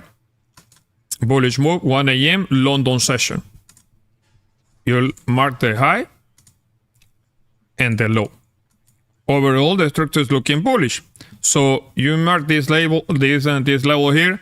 That's a 3306. Below that area, 75 pips. That's gonna be technically the 80, the 89, 88, somewhere there. Right? Somewhere there. From this area, you need to look for 75. I'm sorry. 75 is somewhere here. This is the 33 flat. 75, sorry. That's a 33 flat. A 30 flat, 3000 flat. 75. Most of the times, if price pull back against the bigger picture structure there, price will pull back 50, 75, up to 125 pips below London. So you mark these levels here. Say, hey, I want to counter trend because I want to wait for the move, but I don't want to be breakout trader there. So these are gonna be my kind of entries. What do I need when price is leaving that low to buy these areas here? You can counter trend the intraday, the actual move, the one that is happening currently there. So what you need is to place entries somewhere there, and when you enter, you need to be on point with the timing if it happens, right? Let's see what happened here later on. The structure is looking heavy bullish, so at this point it's easier to look for a bullish close above this area here and the breakout. But we're not talking about the breakout, we're talking about the pullbacks. Let's see what happened here. Let's see what happened later on, if there's any pullback, right? Because the structure is looking heavy bullish.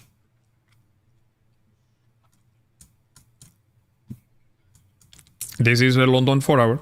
That's the low. Yeah, that's the low. Go, go, go. Come back, come back, come back, baby, come back. No, it's not pulling back. Where is the other session? Let's what time is this one? Oh well, this is the very next day. So let's do the same here. Where is the 4-hour candle low? The 4-hour candle low is this one. This is the 4-hour candle low. The 4-hour candle high more than likely is this one. So having a body of the candle closing over that 44 can give you like 50 pips up. But if something happened below that 20, that 22, then you look for a 75 pips. And this is counter trending. When market is going against you, you can do something like this. 70, so somewhere there. If it happens, right? But don't believe me, just back test this, you know. Yeah, you see that close there. It is because it's gonna deliver 50 to the upside. That's a brand new day. That's Wednesday. So most of the times Wednesday, instead of pulling back, Wednesday deliver to the upside 100 pips from market open. Most of the times this happens because brokers pay you 10 times the swap fee if you're selling. So most of the time they go for 100 pips instead of pulling back. And here we come. This is the London 4-hour from previous. What time is this one? 10 a.m. Yeah, there's a chance that they can fake out the low of the session here. Let's see, what time is this one? This is 3 p.m. already, so another daily closing, another daily bullish. Yeah, but the counter trending, most of the time 75 pips below London is the best bet. Yeah. And the timing needs to be on point. Yeah, so your entry can be somewhere here, for example. Give me 1 second. Where is the London 4 hour from that day? This is Friday. This is Wednesday. So this is your London low. That's a Friday, 1 a.m. in the morning. Where is the 5 a.m.? 5 a.m. is somewhere here. This is probably news. If it's Friday, more than likely news. But from here, like this is the low 75. Where is 75? 75. Usually when you buy the 75, you're risking 25. So how much? And you're not looking for a big thing. You're just looking for 50 pips in correction. If price deliver 200, then you tend to have 100 pips in correction. What is the 100, 125 here? It's a little bit more, a little bit lower than that. So you tend to have a 100 pips of correction if price deliver 100 from here. And this is based off bunch of algorithms. So imagine, where is the 75 from London? This is the London. 75, your entry can be this one, right? You enter with, give me 1 second. Let me delete this drawing. A long position. 75, is this the 75? Yeah, that's 75. Can be somewhere there, the entry. The stop loss needs to be like 20, 25 pips, let's say. And you're trading pullbacks by 50 pips.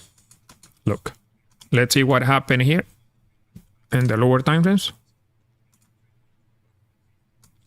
This is the low. 75.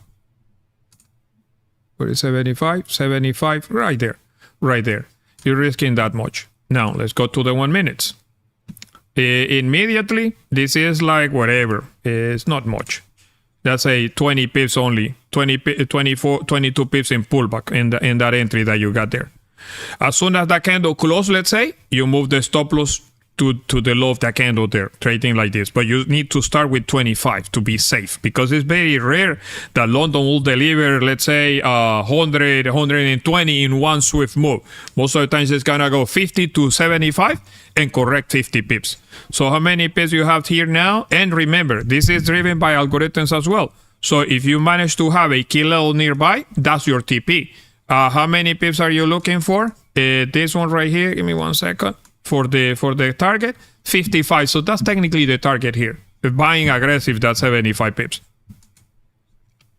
If most of the time price go to the exact number, or can sit a little bit lower than that by 5 pips. Like price can literally go to the 19.5 and still reject that 19.5. Something somewhere there. A little bit higher. Yeah, a little bit higher. She probably deliver more than that. And then you see. But this is counter trending. And this is when I'm telling you, like, you gotta be aggressive. This is roughly, look, it's roughly 40 pips.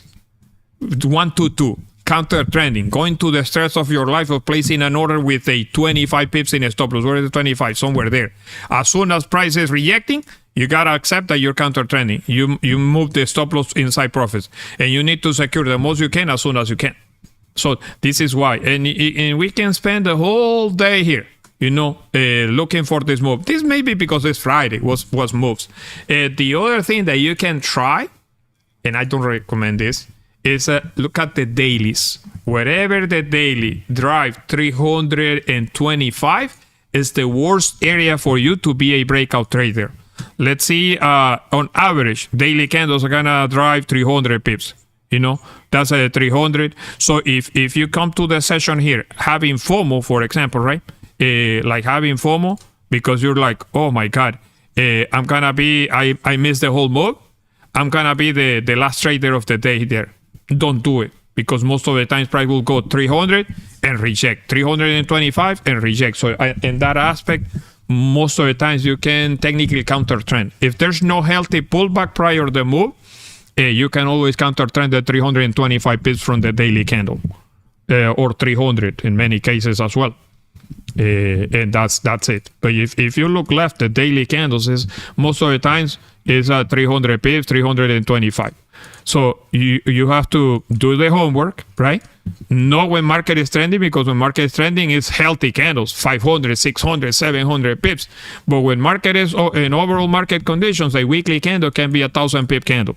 A daily candle can be 300 and 325. So for more than you have a daily, right, that is driving 300 pips, don't try to be breakout trader. Be careful and say, man, Kerwin told me that if the price already delivered 325, I cannot have FOMO. I'd rather wait for a pullback so I can buy the pullback so the extension, so the daily can get retested again.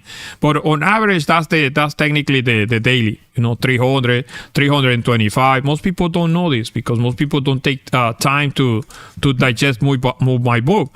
And then you're buying the lows, buying too high, buying a certain kilo, and it's not worth it. It's plain and simple, not worth it. You rather leave price alone, deliver 300 plus, and wait for a brand new day to create a brand new support, especially on Wednesday. Like, for example, this is Thursday, but most of the times Wednesday, they tend to be a bullish run as soon as market open. Pullbacks little to none, and then they deliver 100 pips to the upside. Most Wednesday to Thursday open is like that. Most of the time, the Thursday is the candle that tends to deliver bullish volume, and it's been there for ages. Yeah, so that's something we have to understand as traders as well. Same as a price approaching to heavy areas of contention, like the bigger kills here, like the 50. Always remember that 50 only have two options to give you: a 5-minute candle bullish close, pullback, and the next candle break, or that candle close and the next candle reject. And the areas that you don't need to be trading at all, like breakout, is trading around the 30 level. 30 is a level that tend to give you 30 pips, to the 33, for example, below or above.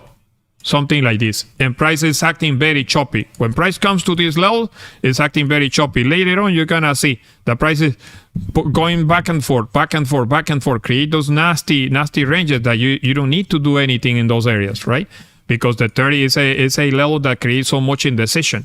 And then you for more than you have, let's say, a setup, like, for example, where is the 33 here? For more than you have a setup, you cannot have FOMO there. Yeah, for more than you have a setup below that 27, for example, you cannot have FOMO. This is your 27. Cannot have FOMO because most of the time price is going to induce you to go short. Immediately price reverse, breakout. Price goes to the 33, go to the 34 and reject, and have you there for a long period of time. But these things are things that you're not gonna, maybe on futures it's gonna act different. But in Forex, you can use the Forex chart and map out your future market. But this is the worst areas to trade as a breakout. Like thinking, oh yeah, I'm gonna be a seller, right? I'm gonna go short here because I had a pretty decent setup, because price is looking good, or because the price is leaving the 30-minute candle low. No way. Oh, I'm gonna be a breakout trader going long because price is giving me a 30 breakout candle there. You have little to no room to trade inside that zone. It's nasty. It's nasty piece of work. So we have to be careful. Look how price behave in that 30 level there. And it's been like this for ages. If you map out the 30, the 31, 31.30, 32.30, 33.30, it's the same crap. It's the same crap. So you need to be very, very careful coming to the New York session or any other session. Trading inside that zone can create so much fuckery behavior there. Like create a 60 to 80 pip range and destroy everybody there. You want to do something about it? Wait for a bearish close below the minor key level, the 25, for example. Where is the 25? Somewhere there, and be breakout trader below the 25. Trade outside that 35 and be breakout trader outside that 35. Avoiding to be in the 80 pip range, in the 60 pip range most of the times. Where is the 50 there? The 35? This one. This is your 35. So you want to avoid FOMO. Be breakout trader. How can you be breakout trader? Wait for a body of a candle that close above the 35 and the next candle break. How the break needs to happen? Silly. A pullback, little to none in the breakout. If that's the case, you have a safest option there. But if not, you're going to be, look how many hits this level is getting there. And what is the timing here? Friday morning, 8 a.m. Where is COMEX here? Where COMEX is most of the times the one that can tell the story. That's your COMEX volume. You can be expecting that the volume is there. You can be breakout trader above that COMEX high. Why price is not breaking? Because it's not liking the level. And you have to understand that. So it's a high probability the price is going to continue ranging or until later on. You have another breakout. If this is the breakout, beautiful. Look, now let's see what happened here. If the first 1 minute pull back and the second 1 minute breakout. Let's see. Go one right there. Let's see what happened on the 1 minute here. And this is how you can attack these levels there. Let's see. Boom. Okay. My entry is going to be on the break of the candle there. Maybe risking the key level, right? Easy as that. Let's see if the next 1 minute break the height. So that can give me the entry.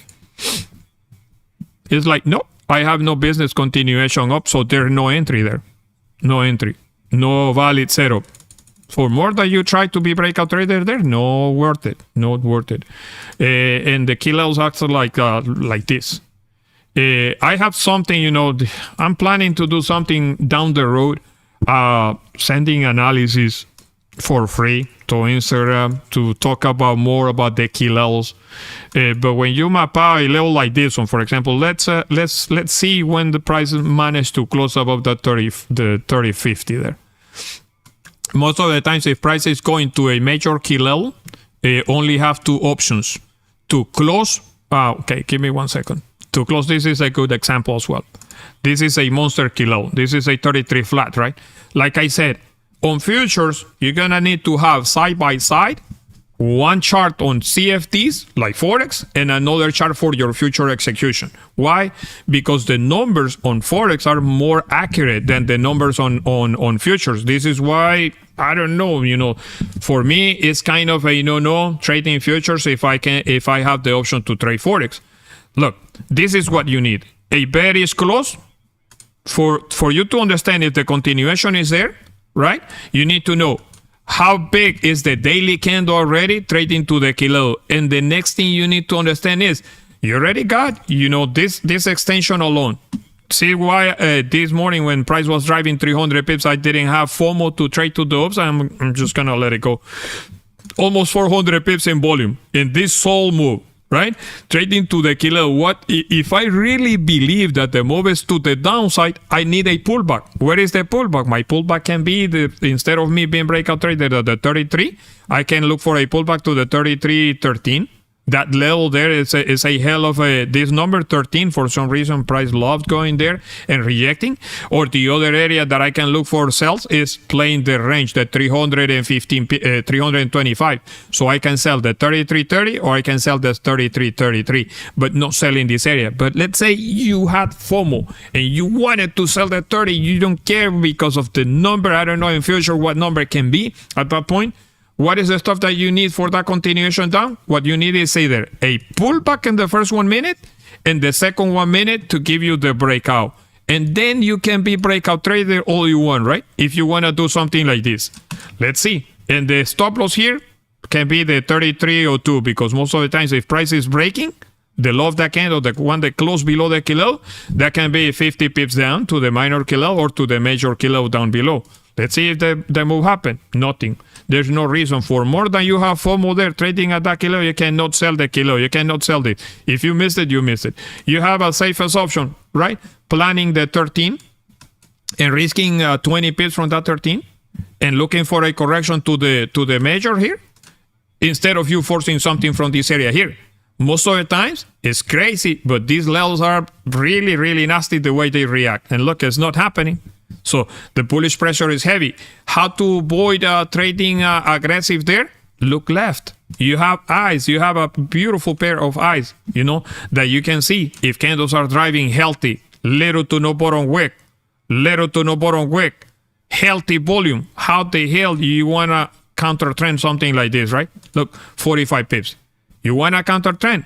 Wait for a 5 minute that can be 75 pips in volume. That can be a soccer candle. And that can be a pretty heavy reaction at any given point. But if no, nothing. Nothing. You have no business. See how that 13, instead of being the contention, now is acting as a support. Later on, down the road, very next session, very next day, next couple of days, price can pull back to that 13 just to get more fuel and deliver more volume to the major kilo, to the 30. And at the 30, like I said, you have no fucking business being breakout trader at the 33. Being breakout trader at the 20, the 27, for example. No. Wait for something that can close below the 25 so you can be more aggressive. But these 13 levels, nasty. 30 level, mega. So be careful. My children, I'm going to call it a day. Let's see what's going on here. Let's call it a day. Okay. Yeah, price is still, ranging here. Is anybody in buys? Ethan? Take care. Yeah. Okay. Yeah. It's creating pretty decent support here. What is the time? Oh my God, it's almost 11, man. Holy, this was a hell of a streaming. So my children, I'm gonna call it a day. I'll see you guys on Monday. Pedro, you need to... Oh, Maca, está aquí. Saludos, Maca, ¿cómo estás? ¿Cómo has estado? Saludos hasta Argentina, Macarena. Yeah, no, to join, you're gonna need to email me or DM me on Instagram. I don't do this to promote my community. I'm just trying to give back to, to the community. Yeah. Camilo, cuídate, hermano. Excelente, siempre siguiéndote. Oh, very nice. Bueno, saludos, Maca, cuídate. Anil, take care, brother. Camilo Marin, take care. No trade day for me. No. Total honesty, the kind of volume was way too much, man. Frick. Not even being aggressive at the break of the 1 minute high and there was worth a shot. It was way too crazy to try. Hacer un abrazo. Muchas gracias por todo, brother. De nada, hermano. Buen fin de semana. Thank you, hermano. Cuídate, brother. Yeah, take care. Next. Gracias. Happy weekend. Happy weekend, hermano. All right. See you Monday. Yeah, man. See you on Monday, man. Thank you, Kawin. All right, brother. No problem, James. I get through soon. Take care, brother. Yes, sir. You too. All right. Recording stopped. Let me check the YouTube. Have a good weekend. Okay, take care. Toto y Gold. Oh, pensé que era Toto Wolf. Toto Wolf. By the way, we have a Formula 1 weekend. KERWIN'S up a half-hour session today. To you guys. Hey, take care, BC. 100 pips, very nice. Would you say often and then resistance? Yeah. Okay. Ciao, my children. Stay safe. Cuídate. Pórtate bien. Que disfruten.